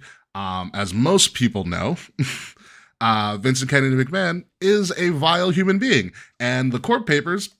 What? Yeah. You don't say. Yeah. And the court papers, kind of the allegations, they are under allegations currently right now, kind of say the same thing in very vile ways. And I'll say this, kind of right now. As I mentioned before, I've studied, I work in the field of mental health, and psychology and therapy and stuff, and I've dealt personally, in my line of work, with a lot of people who have been abuse victims. I've had romantic relationships outside of work with people who have been abused, and I've heard of stuff from a lot of my friends, or people who have had those experiences in my personal life. And what I read was textbook abuse, textbook narcissism, textbook a lot of stuff, but to an extent that disgusted me and made me question a lot of my fandom to the organization that this guy created. Because, like it or not, you cannot separate the artist from the art. He created the thing that we love the most, but he's still going to be about legacy. But it was scary to me, the stuff that came out. It was heartbreaking to me because I've seen what that does to people. I was lucky enough, the same day that it came out, I was requested by an all-women's podcast, Down for the Count podcast, as they know of my expertise, to go on their show, and talk about it from a very mental health and psychological perspective, to the best of my ability. They were very appreciative, and I will always thank them for allowing me to do that in a space where I felt like I had no business being in, but they were very appreciative of me coming on the show. So please check out that podcast if you can. But it really did change the perception going into the Rumble, and going into Mania Week, and this dropped like a bombshell. And then you have all this stuff going on, with The Rock and Roman and Cody, and it makes you think that we are trying to forget about this. And I'm here to say, I haven't forgot about it at all, especially since last week, the FBI is getting involved. Okay, the federal government is looking into these allegations, and also looking into the past allegations, because Vince McMahon has at least one or two allegations for the past 30 or some odd years. Sable had one, and they're trying to really. It's not looking good for this man, if you even want to call him a man at this point. So it's not looking good for him. But I think that has to be a huge reason why WWE is doing all of this stuff and trying to get your minds off of it. But I'm telling you right now, we haven't forgot, and we are smarter than you think. So yeah, like I said, we're not going to focus too much on this. I've said a lot what I said on Down for the Count Wrestling podcast, and I want to give them the rub, and you should go check them out because we went almost like 2.5 hours talking about that. But Will Gray, I know I was fortunate enough to send you all that information when it came out, and the lawsuit. I know you probably combed through it or read through it, but what were your thoughts on it? I think at the core of everything, this is about the victims in place being okay. Yes. This is much bigger than wrestling. This is much bigger than WWE or AEW. When you look at the kind of allegations that are made and the charges that are being brought forward, even as allegations, these are big.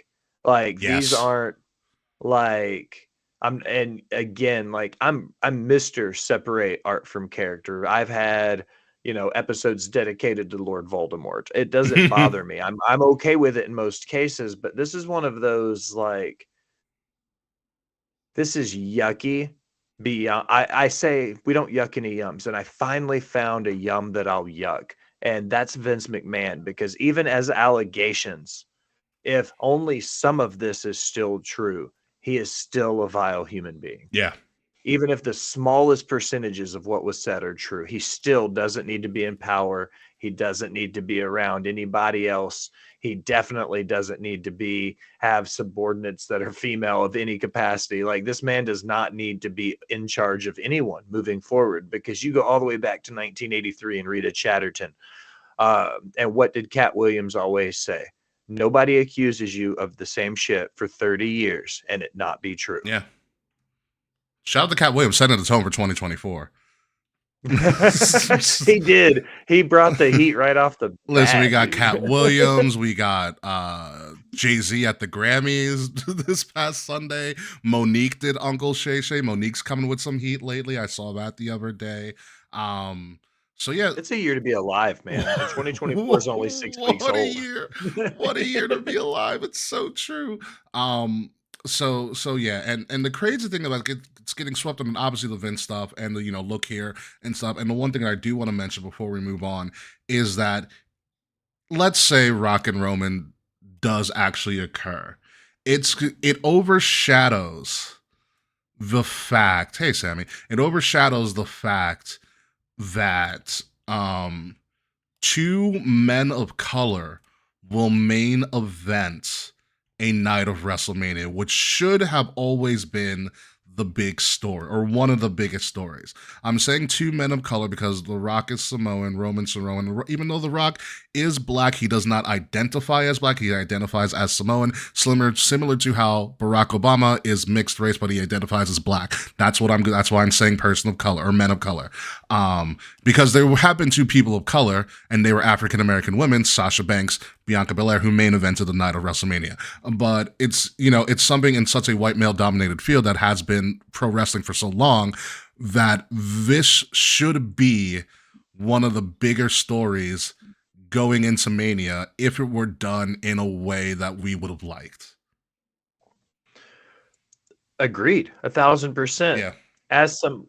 No, Sammy, thank you. You're the first to tell me I'm beautiful today. I love you. Good to see you. You said it best. You're absolutely right. Looking at the situation in hand, shit, I lost my train of thought. See, Sammy blew my mind. Ricky, start over. She got me all flustered. That doesn't happen. Repeat the last thing you said to me now. I'm pretty sorry. much what I said is that the fact that two men of color have the possibility of headlining and main eventing a night of WrestleMania is being overshadowed by the way that, thank you, Sammy, it's being overshadowed by the way that story has come to fruition. You're absolutely, yes, 1,000%. I agree that I think that when I first heard that statistic that this was the first time, in my head was like, that can't possibly be true. And then I started looking, I was like, it's 2024 and that's absolutely fucking true.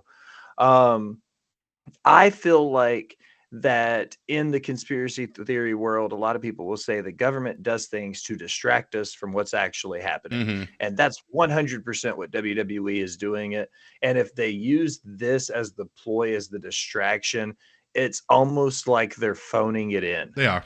You know what I mean? Like it feels like it downplays what it should be and the meaning it should have and all of that. It almost feels like that they're phoning it in because they know it'll be like, oh, that's going to be a huge pop, Rock and Roman, like, yeah. But it's almost like they're only using it because they have to now. Yeah. They've got all this shit from the Vince saga going down, and then they're like, oh shit, what can we do to cover it up? What's the only thing bigger than that? Rock and Roman. Yeah. And I don't feel like this is you should use it because you have to use it. Like, you should use it to celebrate it. Yeah. You know? They had the perfect thing. They did it on the perfect month. It's Black History Month. This could have been written into the fabric of WWE doing something good or doing something that's long overdue, like Becky and Ronda and Charlotte main eventing WrestleMania. This could have been really woven into what WWE does as a sign of goodwill, as a sign that they are, progressing in part of the times, and it backfired because they emphasized the wrong thing. And they got to where they wanted to go in the wrong way. And honestly, it's The Rock's fault. If The Rock were in shape and not having a scheduling conflict, we would have had this in Hollywood. Which was the better place for it anyways. Come on. People were saying at 38, and then everybody was like, no, Rock Roman in Hollywood makes sense. Yeah. And now that we're at 40, it's like, wait, what? And again, I used the analogy earlier. They went to the well one too many times, and now it might not be what they wanted or what they expected. Yeah, but it is but there is one thing that we did expect and that we did like, is that they actually did Bayley. They did Bayley justice. She finally got her roses. Yes, the most Davina Rose, exactly. The most forgotten of the 4 horsewomen, year in, year out for her entire career. Bayley, the redheaded stepchild. And by the way, congratulations, Sammy. Apparently, yay! I just found that out. Woohoo! That's a first for the show. All right, we got a baby announcement. Oh, okay. But yeah, Bayley, talk about everything actually going right for the women in WWE. They played this story perfectly. They set it up. They actually stuck to the easiest answer is the correct answer instead of muddying the waters like they've been doing with Roman and Rock and Cody. This was the easy answer. This was the just answer. It was executed perfectly. Bayley, out of nowhere, speaking Japanese in the middle of a show, shocked me. I was like, who taught her this? I loved that. Yeah. I popped a little bit for the Japanese. Yeah, and this, as of right now, is the only solidified match of WrestleMania week so far. It's the price of admission for me. I'm always going to be here for Bayley to have a big moment, and she's finally going to get that one-on-one big moment. And if we bring back the wacky, wavy, inflatable, arm-trailing tube men, I'm going to lose my shit. It's going to be great. What are your thoughts on this, Will Gray? If she goes all the way back to Hugger Bayley, I'll be a little bit surprised by that. Mm-hmm. But I like babyface Bayley. I think going back a little bit was a good move. I like the call where she wore the same style of gear from when they debuted at SummerSlam last year or 2 years ago. I didn't notice that. Good call. And then wearing the all white gear again the other night when the turn happened. All of that is like perfect textbook wrestling storytelling. Right after I get done ragging them for not doing good. They did one thing right, but they at least got this right. Bayley deserved this a couple years ago, and then they gave it to, I think it was the Urea one, and then Bianca, and then it's like every year you're like, this is Bayley's chance, and then somebody kind of usurps it and takes that role, and Bianca deserved it, and Becky deserved it, and Rhea deserved it, and then finally it's like Bayley's chance, and Bayley's taking it, and it looks like she's running with it. So I'm excited to see what she does with this, and I think the story of the demise of Damage Control was the right call to make here. Yeah, no, absolutely. She did what she needed to do. Bayley did what she was supposed to do. She essentially created the strongest all women's faction of all time. Oh, agreed. Oh, yeah. By every metric. I can't name 3 other all women's factions in the history of pro wrestling. I can't. No. So she did something rare. She did something unique that will go down in the annals of time of, a group that is totally formidable in every metric. Like there's Hall of Famers all up across that, up and down that list, and then there's Dakota Kai. So someone has to have the shit end of the stick sometimes. That's only because she's injured a lot. But she did. This is a great story for Bailey. I'm really excited for this. I'm excited for her to get her moment. And she deserves Paramore. She deserves Paramore. And she wants Paramore to perform her entrance. Screw it. Let's do it. It would be a step up. Yeah. What was the dude's name last year? Hardy, the guy who should have been at the Royal Rumble. Yeah. Like, come on, it can't be any worse than that dude. And I'm from Nashville. I can say that. Like, if you're gonna do bad, like rock, if you're gonna do bad rock country, at least be good at bad rock country. But he sucked at it. Like, you can't be bad at bad rock country. He was bad. Oh my god, that was terrible. Exactly. So congratulations on that. I'm looking forward to see what they do with that as it continues. Speaking of which, we had some shakeups. Unfortunately, or fortunately for some people, we lost Kevin Patrick. Kevin Patrick was fired immediately. Like as soon as that came out, he was gone. And I kind of feel bad for him, but it's one of those things where he just didn't click. He wasn't what they wanted him to be, and I understand that. And so they let him go. But we got Pat back. Pat McAfee and Michael Cole are full-time on Raw. SmackDown goes to Corey Graves as the lead and Wade Barrett as his color, which so far has been an interesting pairing. And then we obviously still have Vic Joseph and Booker T, even though Booker T has been out for undisclosed reasons. But you still have that pairing, which I thoroughly enjoy. So for you, Will Gray, what do you think of these new teams that are part of the Raw and SmackDown shows? I don't have anything against KP.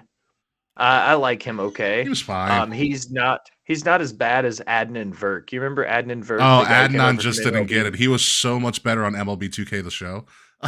Yeah, he didn't know the product. But yeah. KP's kind of the same way. He came into it without being a wrestling person. He adapted some, but he just never really got it. Yeah. And there's nothing wrong with that. Wrestling's you can't be a broadcast person anywhere else in the world and expect to be able to make it work with wrestling. Again, you have to have that little bit of a mind. And I think as a commentator, if you're not a fan of the product, you're going to have trouble like getting over the way you're supposed to. And that might be just a bias with me, but I think if you're going to be a color commentator and you don't know the product, it's going to be hard for you to do it. The other side of it is Pat McAfee has been a lifelong wrestling fan, and that man is fucking electric. He's ridiculous. I don't care. Him and Michael Cole together are golden. Michael Cole finally won me over 30 years into his career, whatever it is. I'll say it. I'm a Michael Cole guy now. But him and Pat together are awesome. Pat has that loose cannon of being able to get in the ring and run around and be wild, but he can also sit back and actually do the job. The successes of the Pat McAfee show, he shows you that he can keep up with the news and run everything and put together a viable option that clicks and views. Again, I love that I keep going back to that, but he's one of those people where you've got 1 million people tuning in to watch his YouTube stream a couple times a week. Now WWE gets to take that and translate ththose eyes and views into eyes on Raw. Yeah. So great move, puzzle pieces in place. WWE plays chess while every other wrestling business is playing checkers. Not only that, you know where the Pat McAfee show is going to be live from tomorrow morning?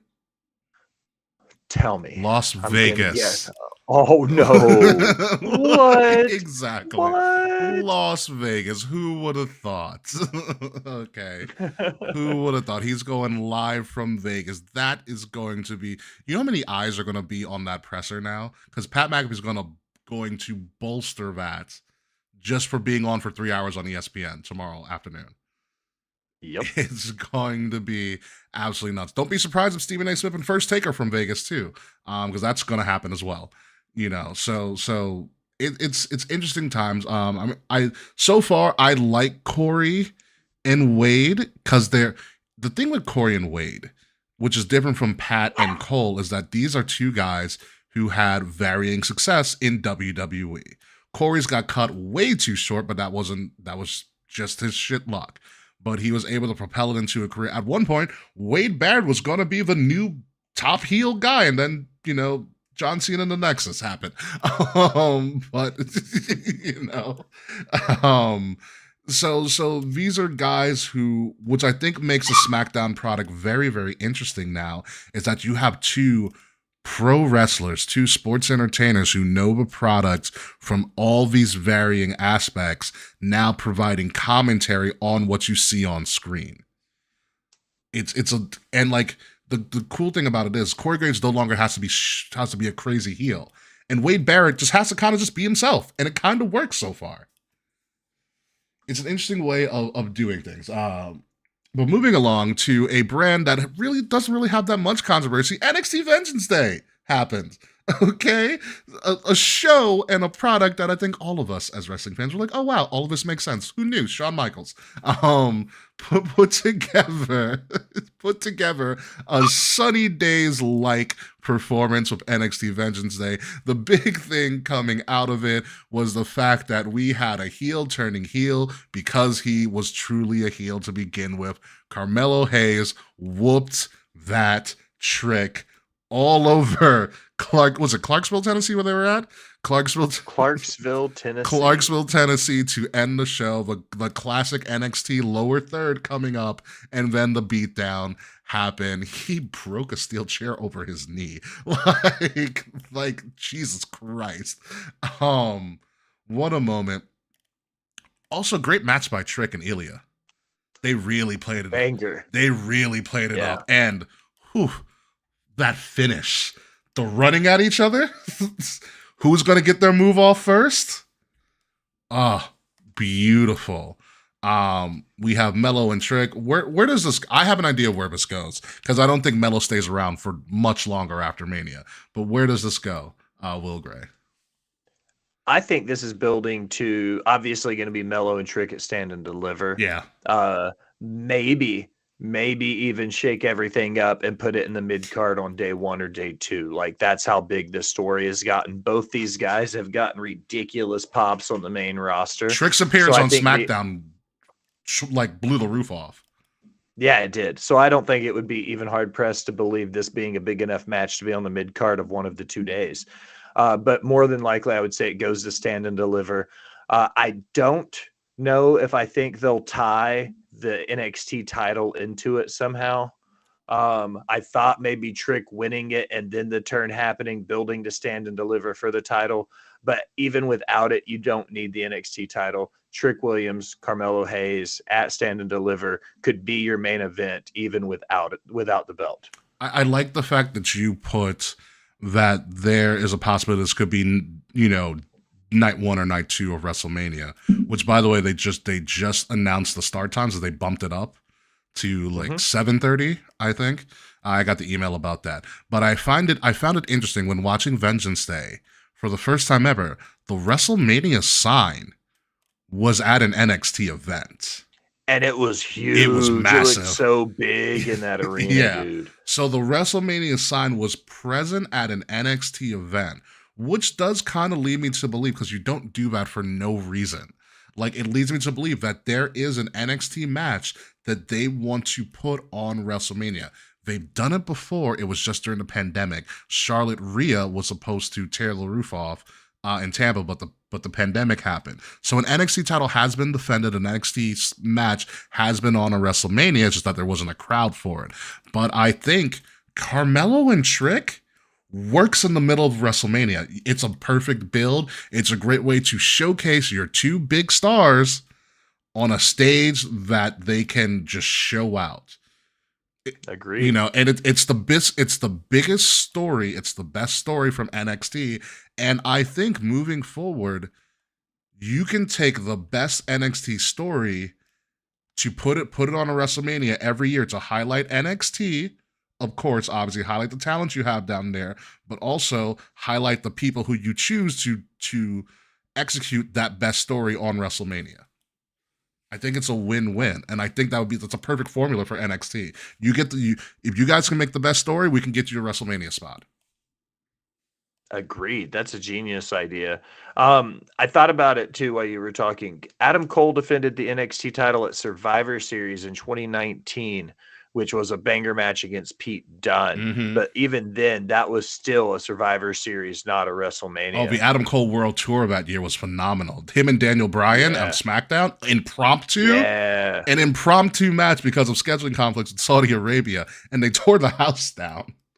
It's wild to me that we got some of those matches at that point. Yeah. But long and the short of it, you're absolutely right. They would absolutely own it. They would tear the house down if they had a chance to go to WrestleMania and highlight it. Having NXT do it yearly, I don't think it needs to be said, oh, if you're the best story, you'll get that WrestleMania spot. But I think once they set the precedent that if you can build that kind of a story to WrestleMania caliber, then you can earn that spot. And I think that's more important, is showing these guys that you can build a story that's bigger than the developmental brand. Yeah. You know? And their appearances on SmackDown have proved that. You know, Agreed. The NXT SmackDown kind of working partnership that they've developed has doing wonders for both brands. It's right. SmackDown is truly the land of opportunity. Yay, Nick Aldis. Moving on from there as well, probably the wildest and unpredictable match in a great way was the women's title match. Lyra Valkyrie, Roxanne Perez, who Roxanne's going to just own NXT at the rate that she's going, and she's going to be there for a while because you got to slow burn Roxanne because she's 21 years old. And then you had Lola Vice, who won me over, Will Gray, for the first time ever, because like I wasn't a fan of Lola Vice, aesthetically, huge fan of Lola Vice. But in the ring, I was like, they say she's an MMA fighter. She just shakes her hips a lot, which again, aesthetically perfect, great, wonderful, lovely on my TV. And then she went MMA in the ring, and I was like, oh, she's a fighter. It's like, oh, she knows what she's doing. Okay. This outside of a main event, this was I like the story they told. I like the craziness that they did. Little Victoria, aka Tatum Paxley, because it's Victoria's daughter, really has the cycle chick thing going down perfectly. This was just fun. Lyra Valkyria kind of survives in a weird way. It's going to be interesting to see what her road is leading into Stand and Deliver. But I enjoyed this, and even though Lola cashed in and lost, I think that's perfect for her. You showcase her, you see what she can do, and then you just build her back up again. And she has something there, and I like it. But what did you think about this match in particular? This is going to sound really terrible. This match may have been the most forgettable on the card for me. Ooh. It's not that I didn't. Lyra Valkyria as an NXT Women's Champion, I've always been this running joke that she's like a baby Deonna Purrazzo to me. Without the attitude? Yeah.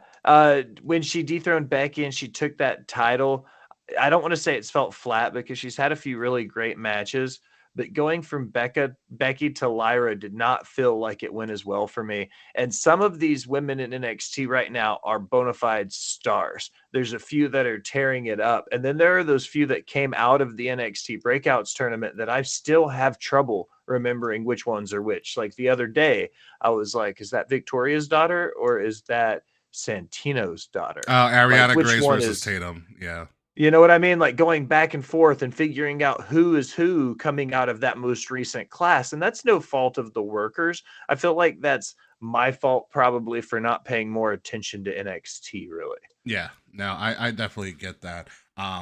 Big fan of Ariana Grace as well. I'm like, I see Santino in her all the time. I'm like, they gave her the perfect character. She's an obnoxious beauty pageant girl. I was like, this is going to be great.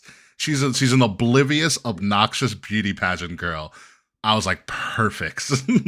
Absolutely perfect. What scares me about Ariana Grace, she has her father's facial expressions. Like all I see is Santino the entire time. I'm waiting for the day he shows up randomly and they do like a Cobra spot. Like I just want to see a comedy spot between him and his daughter because I think it would just be fun To be completely honest, or when they let her cut loose and pull it out and just let her use it for the one-off just for fun.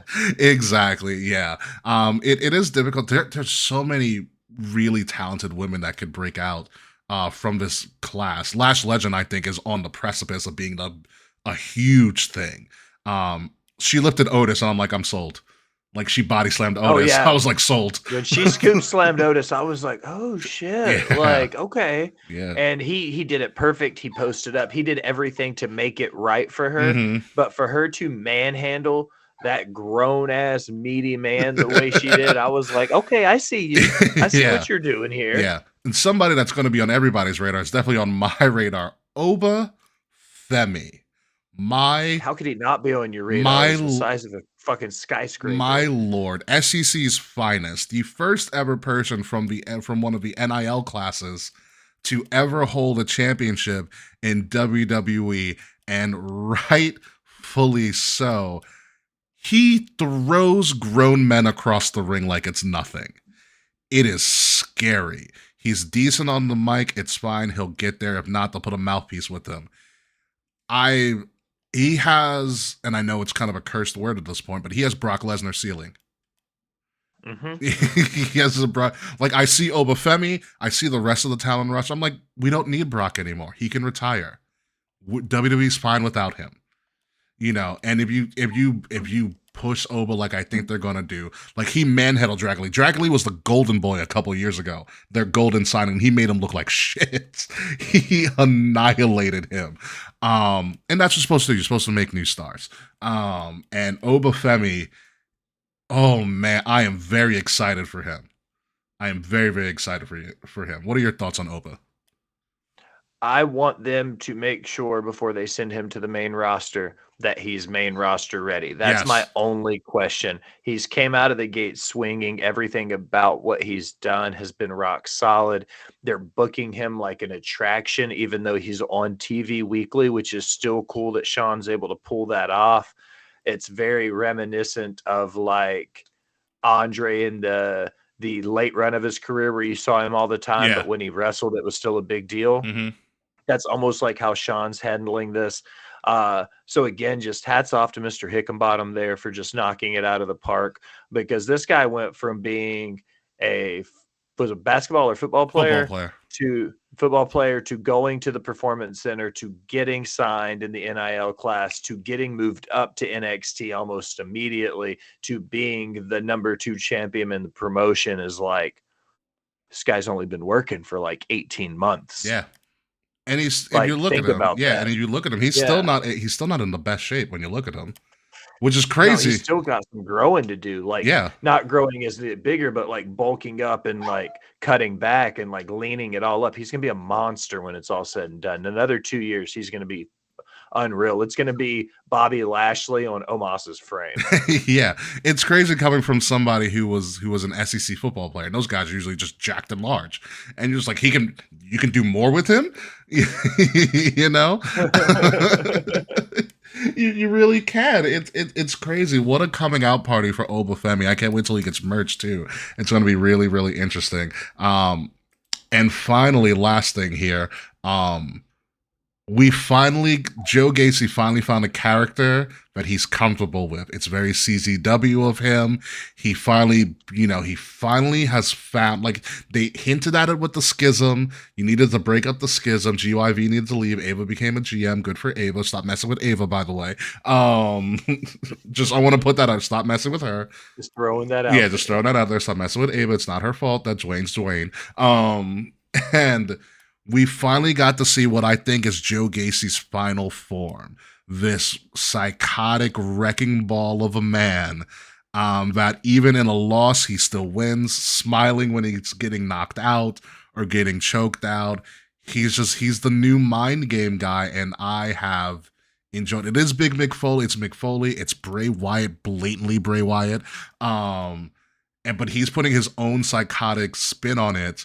And this is one of the stories that Mr. Hickenbottom and the folks at NXT have built up really well, because you didn't know what he was going to do week in and week out. And now you see it in this no DQ that he's just an unhinged person. And he has the facial expressions. He has the man. It just works perfectly for him. Agreed. My biggest thing was when he started doing all the stuff on social media and started talking, I'm going to go back to my CCW ways. You don't know what I'm capable of, Dijak. And he was posting with the crimson mask, and he had such the color all over it. And I was like, all right, cool. He's going to go hardcore. This street fight's going to be ridiculous. It was very WWE street fight. And I think maybe I just got my hopes up a little bit more than I needed to.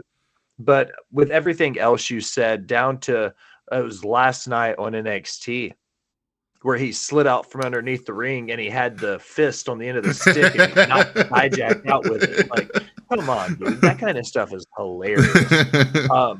So I like where Joe Gacy is going. I like everything. I was maybe just let down a little bit because when I hear street fight now, maybe I'm just conditioned to expect somebody to bleed a little bit, but it was WWE doing WWE things. Dijak's a star. Gacy is a huge star. And I think that they finally found some way to make it work. Hopefully it'll stick better than Moxley did when they switched him to Ambrose, because Moxley couldn't adapt to the WWE way as Ambrose. And I think Gacy may have figured out a way to adapt his CZW character to fit WWE. Yeah, listen, I like the Legos on the table was a great spot. Because it also fits his character. Like, who brings no, it wasn't Legos, it was toy cars, sorry. Toy cars onto a table and having Dijak almost miss it, by the way, but go through it. You know, at the end. Before we move on to the outro and the end and everything, because this came to mind, I should have put up one of these screenshots, but there's been this weird promo about a man has three faces. It's I think it's a part of a Japanese proverb. You know, one he shows to the world, one he shows to his family, and one that no one ever sees. You know, but three-face theory, it's something that has been quoted and replicated and used in many different aspects in different professions, especially in the psych profession a bunch of times. And it keeps popping up on NXT, and then Vic Joseph and company just no-sell it all the time. Like, it just didn't happen. So, your best prediction, Will Gray, who the hell is it? Two people. It's Okada or it's Julia. I feel like those are the only two options. They're leaning real heavy into the Japanese side of it with the proverbs and stuff. So it would be one of those two major Japanese stars. It would either be Okada or it would be Julia, without a doubt. Julia, I know, isn't Japanese, but the connection to New Japan would be there if they needed it. I would say more than likely Okada's going to NXT. He's already TV ready, so they're just going to hone it in and make him WWE ready, and it'll be a Dragon Lee style NXT run. He'll be there for maybe a year, and then he'll be on the main roster next week. We'll see, you know, Kazuchika the Weatherman or whatever on SmackDown in like 6 months. It won't be a big deal. Yeah, so here's the thing. If it is Okada, Stand and Deliver becomes a sellout crowd. Without a doubt, 100%. All right, because of all the shows that happen, Stand and Deliver is usually the show that doesn't really sell so well. And granted, I get it, rightfully so. It's NXT, not the entire people don't know him. But if you bring Okada into the mix and say he gets a match at Stand and Deliver, those tickets are going to skyrocket. That thing's going to be a must-watch show. What would you think if Okada comes to NXT and Shin goes down to work him at Stand and Deliver? Yes, 1,000 times yes. you would be like, okay, I'm okay with Shin going back to NXT for this match. Yeah, he already did it before. He has, yeah. I'm not. When I say going back to NXT, I don't mean it derogatorily in any way. What I mean by that is him going to Stand and Deliver versus Shin being on the WrestleMania cards. You would be okay with that? Showcase match, yeah, absolutely. That place is going to be a madhouse if he shows up. Oh yeah. You know, I'm at this point, I'm waiting to hear for coin drop somewhere. I thought it was going to happen at the Rumble, to be honest, because the way they had been talking about everything leading up to that point, I was like, are we going to get it at the Rumble, or maybe after the Rumble or something? Yeah. You know, the way we got Punk right as the credits rolled, maybe we hear the coins drop and he just walks out as the credit rolls. Honestly, they could have easily pivoted to, if everything was right, they could have easily pivoted to Okada Seth. That would have been beautiful. That would be great. That would have been beautiful. Yes. You know, because I mean, it fills a lot of holes in a lot of gaps. Because you don't need Okada to get ready. He's already ready. That's what I mean. He's TV ready immediately. All they have to do is kind of tighten the bolts in a little bit for WWE. Yeah, that's all they have to make do. sure he gets the right music. Make sure he gets the right, entrance and stuff. But you have 60 days to work that out. Bingo. Yeah. Easy money. But only time will tell. There's a lot that needs to be unfolded, and that concludes the show this week, the wild show that it was this week. Thank you, Will Gray, obviously, for joining me finally, and being on the show and talking about all the calamity that has been the last couple of weeks of WWE in particular. We're going to get and TNA when we talked about on the pre-show, and I bet you Tony Khan has some major announcement that we forgot about that he's going to talk about very, very soon. It'll probably be talked about next week. But before we leave out here, I do want to give you some time to promote anything that you want. Obviously, shout out anybody you want. The floor is yours. First and foremost, Ricky, as always, I want to say thank you for trading a home and home, coming over to my show. I'll come over yours anytime. I'm always down. We're going to do a jersey swap at some point. we will. We'll eventually meet up. Yeah. If you're interested in my shenanigans elsewhere, if you check my link tree at The Will Gray, you'll find everything that I do for Rivet City Radio, Botched Spots and Chair Shots Off the Top Media, Creation World. You can find my writing profile for Last Word on Sports. That's pretty much it, though. If you check anywhere on the internet, you do anything, and you search for Botched Spots and Chair Shots, you'll find us. Perfect. And with that being said, ladies and gentlemen, let's get this show on the road, because we do have a post show to do. So without further ado, folks, ladies and gentlemen, you have been listening to Kings of the Rings podcast, episode number 367, Crossroads, because a lot of people's IWC fandom is at a crossroads in the last couple of weeks of pro wrestling. I have been your host, King Ricky Rose. You can actually find me at Ambassador Biggs across all social media outlets, BIGZ in Ambassador Biggs. Find Kings of the Rings podcast at KOTR_podcast across all social media. Like, share, subscribe, leave us 5-star reviews. The link to all of that is in the description below, including some of our awesome merch. I'm wearing my own King Ricky Rose merch because I am a little bit egotistical at times because I have my own merch store. Surprise. The links to all of that are in the description below. That's a true story too. We are a part of Wrestle Addict Radio, the cure for the common wrestling podcast network, and find Wrestle Addict Radio socials at addict_wrestle on Twitter because I refuse to call it X, and at Wrestle Addict Radio, all one word, everywhere else on the socials. Like, share, subscribe, leave us 5-star reviews, all about hot stuff. When I return next week, hopefully the world doesn't implode. Hopefully the press conference gets us some answers, probably not. Tony Khan has some major announcement that Fret's going to reveal to us on the post show. We're going to figure it all out. I'm going to have a guess. It's God, this is a weird time to be it's amazing and such a weird time to be a wrestling fan. So until next week, folks, goodbye, good night. We'll see you soon. Stick around for the post show, Will Gray. And oh yeah, I forgot. Fuck you, Slack. You'll never make it to Mania. See you, folks.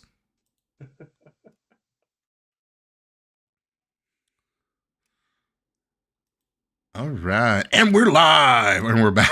We're back on the post show. We can shoot the shit and stuff. All right. Wait. AJ Hoover. If that is Tony Khan's, oh my God, it's true. I thought AJ Hoover was fucking with me. So apparently. No, that's 100%. When I saw AJ put it up, I've got Dynamite playing on my other monitor. Oh, yeah? So it's been playing without audio this whole time. It's going into the main event now. And when he came out, I unmuted it just long enough for him to be like, tickets are going on sale for big business. And I was like, fuck you, I'm out. Like, that could have been an email, TK. Like, send me a press release.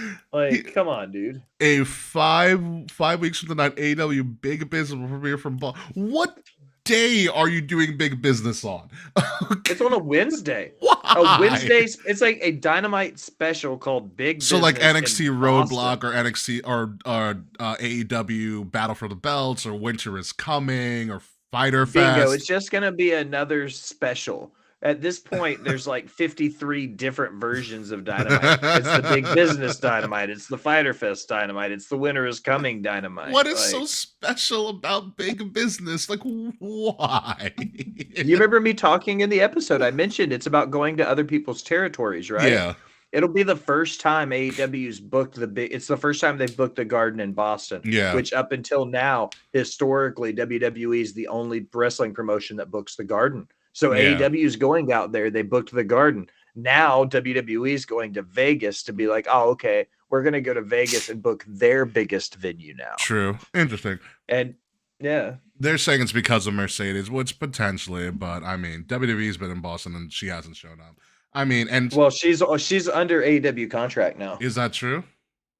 Oh yeah, no, she's WWE said Rumble weekend that they. I lost you.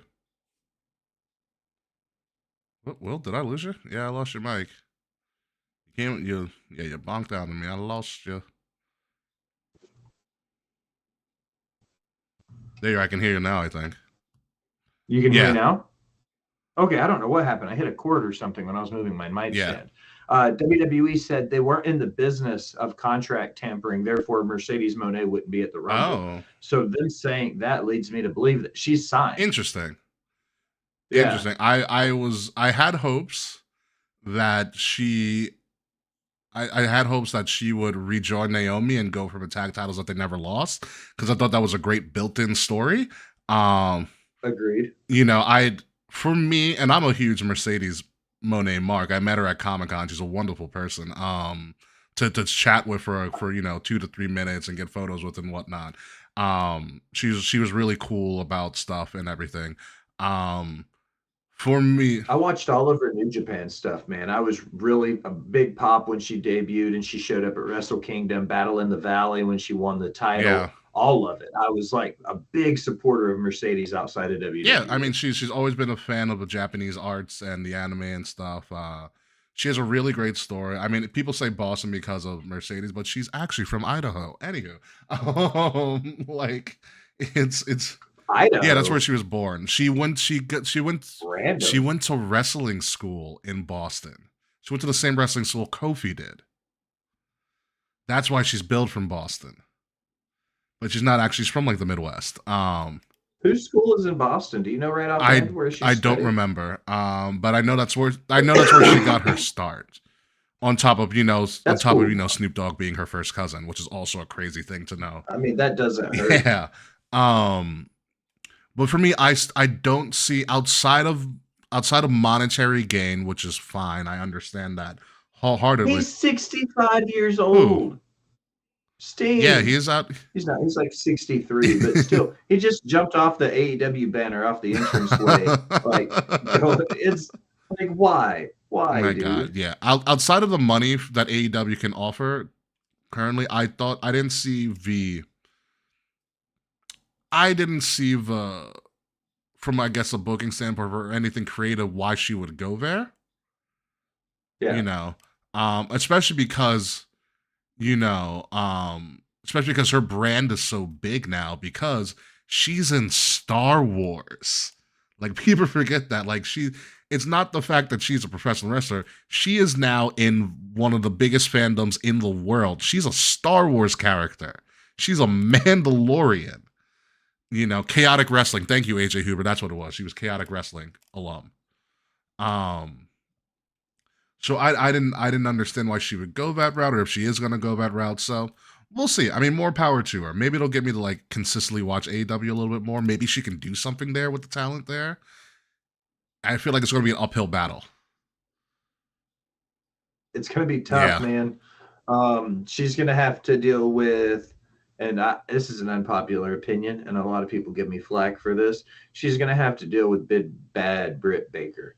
That AEW All Access show did not paint her in a very good, colorful light. It made her look like a fucking bully in that locker room. And anybody who's came through there has had to go through her to get any kind of recognition. All of her girls are over, but it's like she's gonna have to deal with Britt if she goes to that roster. She already broke Alexa Bliss's nose. So. Yeah. That's true. That's true. It's true. I'm not worried about her being able to hold her own. So that's very, very true. Yeah. But that is going to be a thing. Britt does seem to be a bit of a gatekeeper these days in that women's locker room, which is a shame.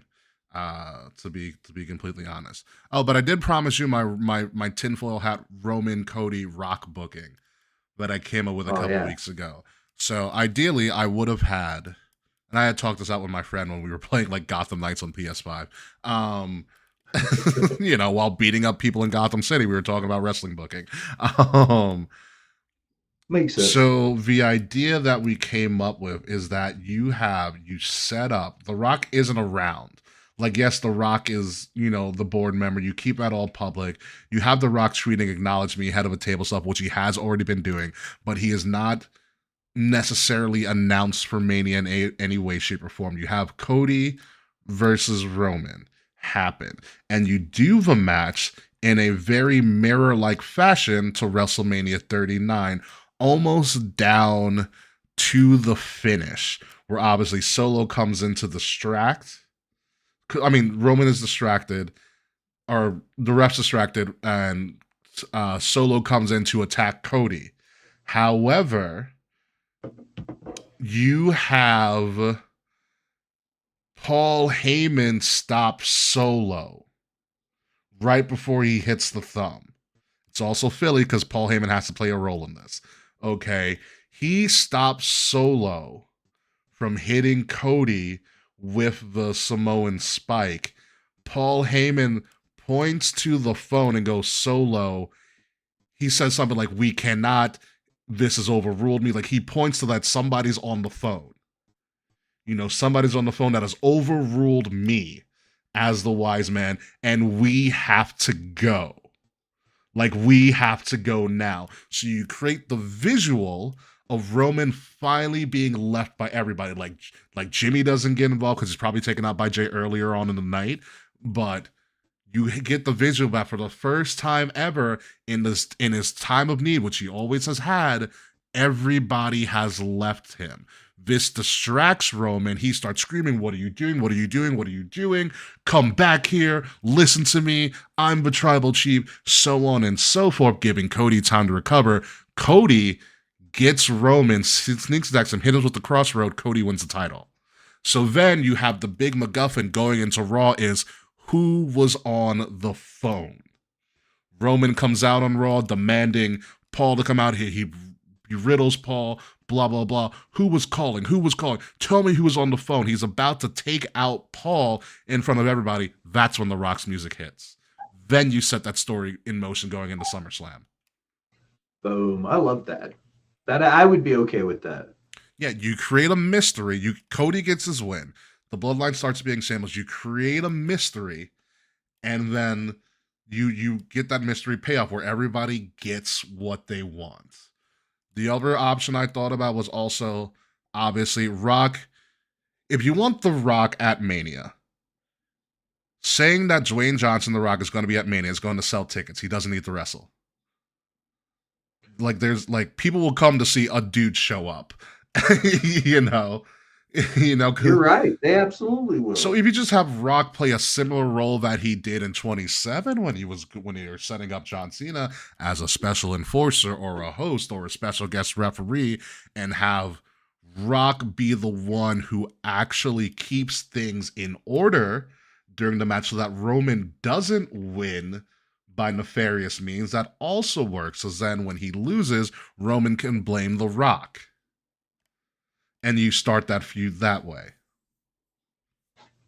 I like the idea of it not involving the title and building to Roman Rock for SummerSlam. Yeah.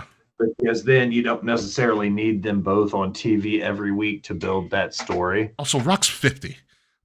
Okay. True. Give him time. My other thing is that, especially with CM Punk being ideally now with CM Punk being injured, I would have loved to have done Cody, Roman for the WWE title with The Rock in some capacity, whoever he be, the mysterious guy on the phone or some sort of enforcer.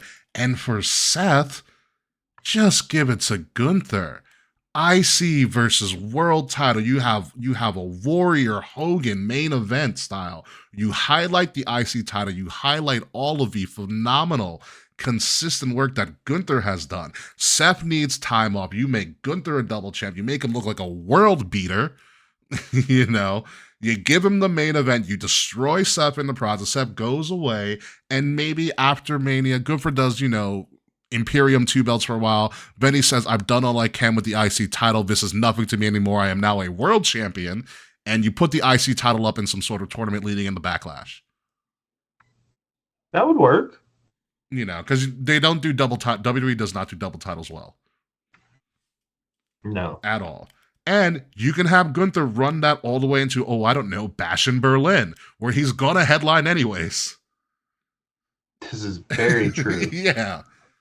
I think him winning the world title at WrestleMania would be the move. If Punk's not going to be there, I say go ahead and give it to Gunther so he's got it going into Berlin. He, at this point, of anybody, if you look at all the work of all the wrestlers outside of the world title scene, Gunther's the guy. You're absolutely right. He is. And rightfully so. He's got the best work rate of just about any other champion. He defends the title regularly. Other than a few travel discrepancies, he's been every show he's supposed to be at. Yeah. He can't help the fact they're not booking him for pay-per-views. Mm-hmm. So yeah, no, I think it works for Gunther. Especially if you look at Royal Rumble last year was his coming out party against Cody. And then he cleaned house every time he was on TV. And especially WrestleMania last year. Oh my Lord, that WrestleMania triple threat. That was a banger. One of the best matches of the year. Him, Sheamus, and Drew. Never in my life have I seen an announced team collectively give a match a standing ovation. Yeah, it was phenomenal. It was amazing. Stole the show of WrestleMania. Mm-hmm. Charlotte and Rhea was the only match that day, I believe, if I remember right, that really overshadowed it. And they did that without a story, which is a testament to them. Like, they did those two women so badly storyline wise that they came out and said, we're going to steal the main event, if you like it or not. I said last year it was Steamboat Savage for this generation because it should have been the WrestleMania main event. Mm-hmm. It had everything that could have been it. So they went out there 3 matches from the end and just stole the show. Yeah, I think they were penultimate.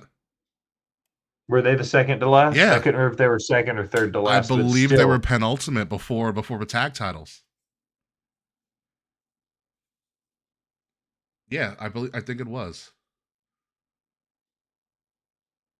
And rightfully so, they got highlighted in this in the showcase mode for 2K this year, which is going to be interesting. Do you play video games at all, Will Gray? I play lots of PlayStation. I'm a heavy Fortnite player. Nice. I've played every Legends of Zelda game from the Legends of Zelda through Tears of the Kingdom. I like RPGs. Skyrim, a huge Fallout fan. You could tell by Rivet City Radio. Of course. And that show's coming out on Amazon too. Yeah, it comes out in April. We're going to be doing a show called Into the Vault. Yeah. On Rivet City Radio, where it'll be a pre-recorded thing where we're going to do a recap of each weekly episode as they come out. Mm-hmm. I'll tell you this right now. I may or may not be an insider with Amazon, and I may get a chance to preview that. That would be awesome. I said may or may not because I'm behind an NDA wall, but but like I said, I may or may not get to preview that within the coming months. So I'll let you know. But yeah, no, there's that. So yeah, you got to send me your PlayStation tag stuff. Will Murderface. Nice, because I do have a PS5. I haven't upgraded. I haven't leveled up.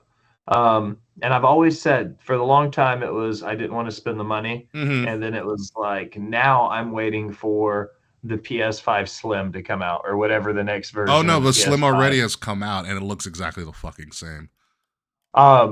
When I got my PS4, I upgraded to a PS4 Pro when they came out because I wanted the updated HDMI and all of that shit. Yeah. So I'm hoping that they'll give us something like that on a PS5. They really, I'll send you a link. They really haven't. I saw it. It doesn't look any different from the regular PS5. That's why, and then it's I don't really. If I spend the money, do I want that? Do I get an Xbox? No, I don't really want to go back to Xbox because I've got so much time invested. I've already got a Switch. And it's like, if I'm going to spend $500, I could save $200 more and build a really baller PC and then do whatever the fuck I want to do anyways. That's true as well. Because I can play a PC with a PlayStation or an Xbox controller. So it would be just the same as playing on a console, just and the ease of setting up my computer desk anyways. Yeah. You know, it is what it is. I think my next computer is I'm going to get a PC, though. I'm going to leave the wild, wonderful world that is Macintosh and make the jump back over to welcome back. Welcome back to the winner's table. Dude, no shit, man. Like, I love how easy it is. It runs Adobe flawlessly, Photoshop, InDesign. All of my editing tools and software are just perfect. Yeah. But then it's like, dude, I want to play something other than Portal 2 and Civ 5. Like, come on. No, Half-Life 2 was cool the first 10 times I played through it. Yeah, man. No, the big thing for me with Axel. Darby and Sting just won the tag titles. Jesus fucking Christ. Isn't he? What a stupid fucking idea. He's retiring in less than a month. The Bucks are gonna win the titles at fucking Revolution. Oh God. How stupid and predictable. Oh, they just came out with baseball bats. Who are the Bucks? Yeah. In all white suits, spy versus spy looking asses. Oh, Jesus Christ. God, I'm embarrassed. I hate those mustaches. I want to beat them up and shave them off. Yeah, no, I get it. I've been an Xbox lifer for a while. My big thing for Xbox is Game Pass is just so unbeatable as just an entity. And now that it includes your Xbox Live Gold as well, like and for the $12.99 a month or whatever it is, $18.45. I'll tell you right now is what because my bill went through today. Oh, okay. But I also have because I also have I have Game Pass Ultimate, so like I can get PC games. Like I have Flight Simulator on my computer because why the hell not? You know, so just low key flying Cessnas and shit in your time off. Exactly. So yeah, I get that, and also because all of the acquisitions, like Microsoft bought Bethesda, Microsoft bought ZeniMax, which owns Call of Duty, like yeah. And that's all that Activision shit that happened last summer, yeah. Right? It was Activision, sorry. Yeah, Activision Blizzard with all their legal loopholes that they have to go through for that BS. Thanks, European Union. Dude, Europe cock blocked the shit out of that whole buyout. They're such dicks. They're such dicks. They're like, they're gonna corner the cloud gaming market. I was like, from who? It's like no one's figured out cloud gaming. It turns out the whole process is just so Xbox can be like, okay, so we're not really gonna make Xboxes. What we're gonna do is give you the access to our entire catalog on any device. And I was like, that's low-key kind of genius. Yeah, that's his whole thing is like, we want people to play our games on the device that they're most comfortable in, even though they do have another Xbox coming out.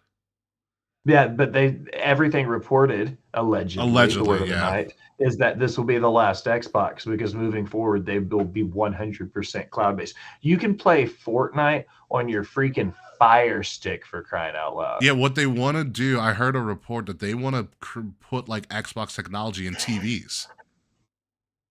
Yeah, like a smart TV. Mm-hmm. So you can access the Xbox Marketplace or all the Xbox, your account, from your smart TV and just play it that way. They do want to, from what I read, this was years ago now, that they want to maintain that your best experience will be on an Xbox. You know, but like play anywhere you want on the device you're most comfortable in is genius.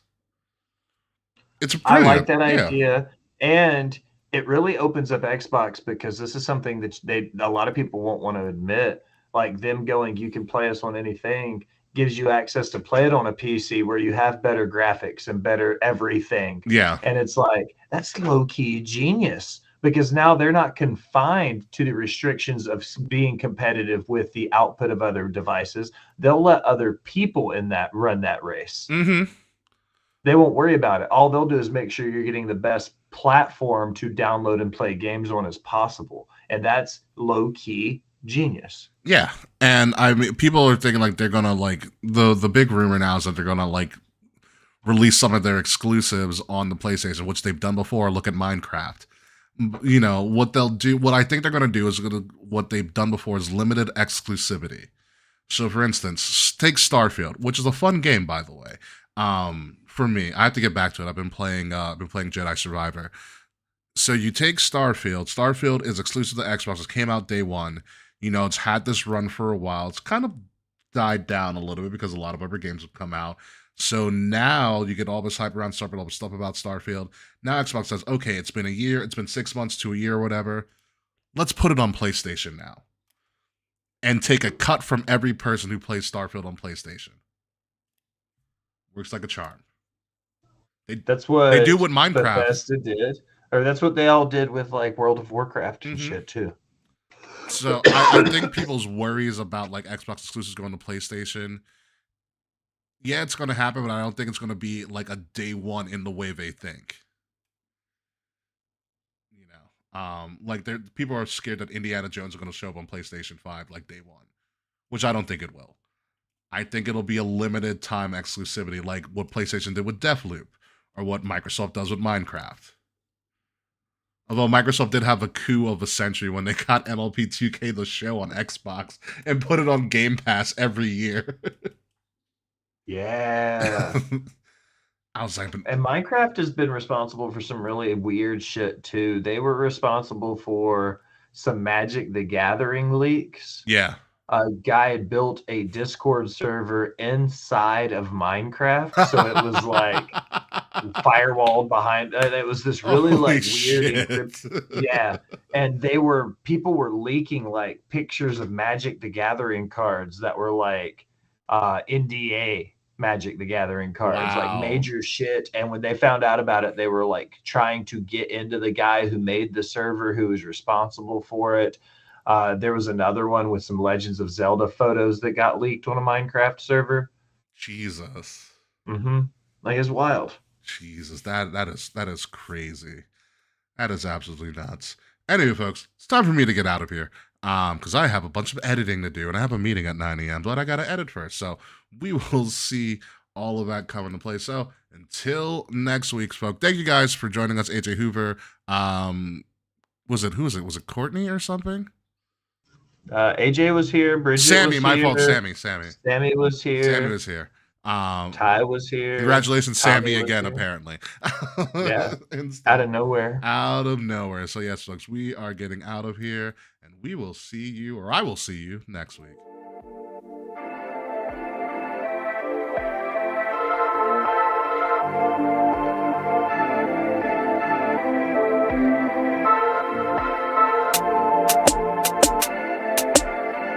Midnight.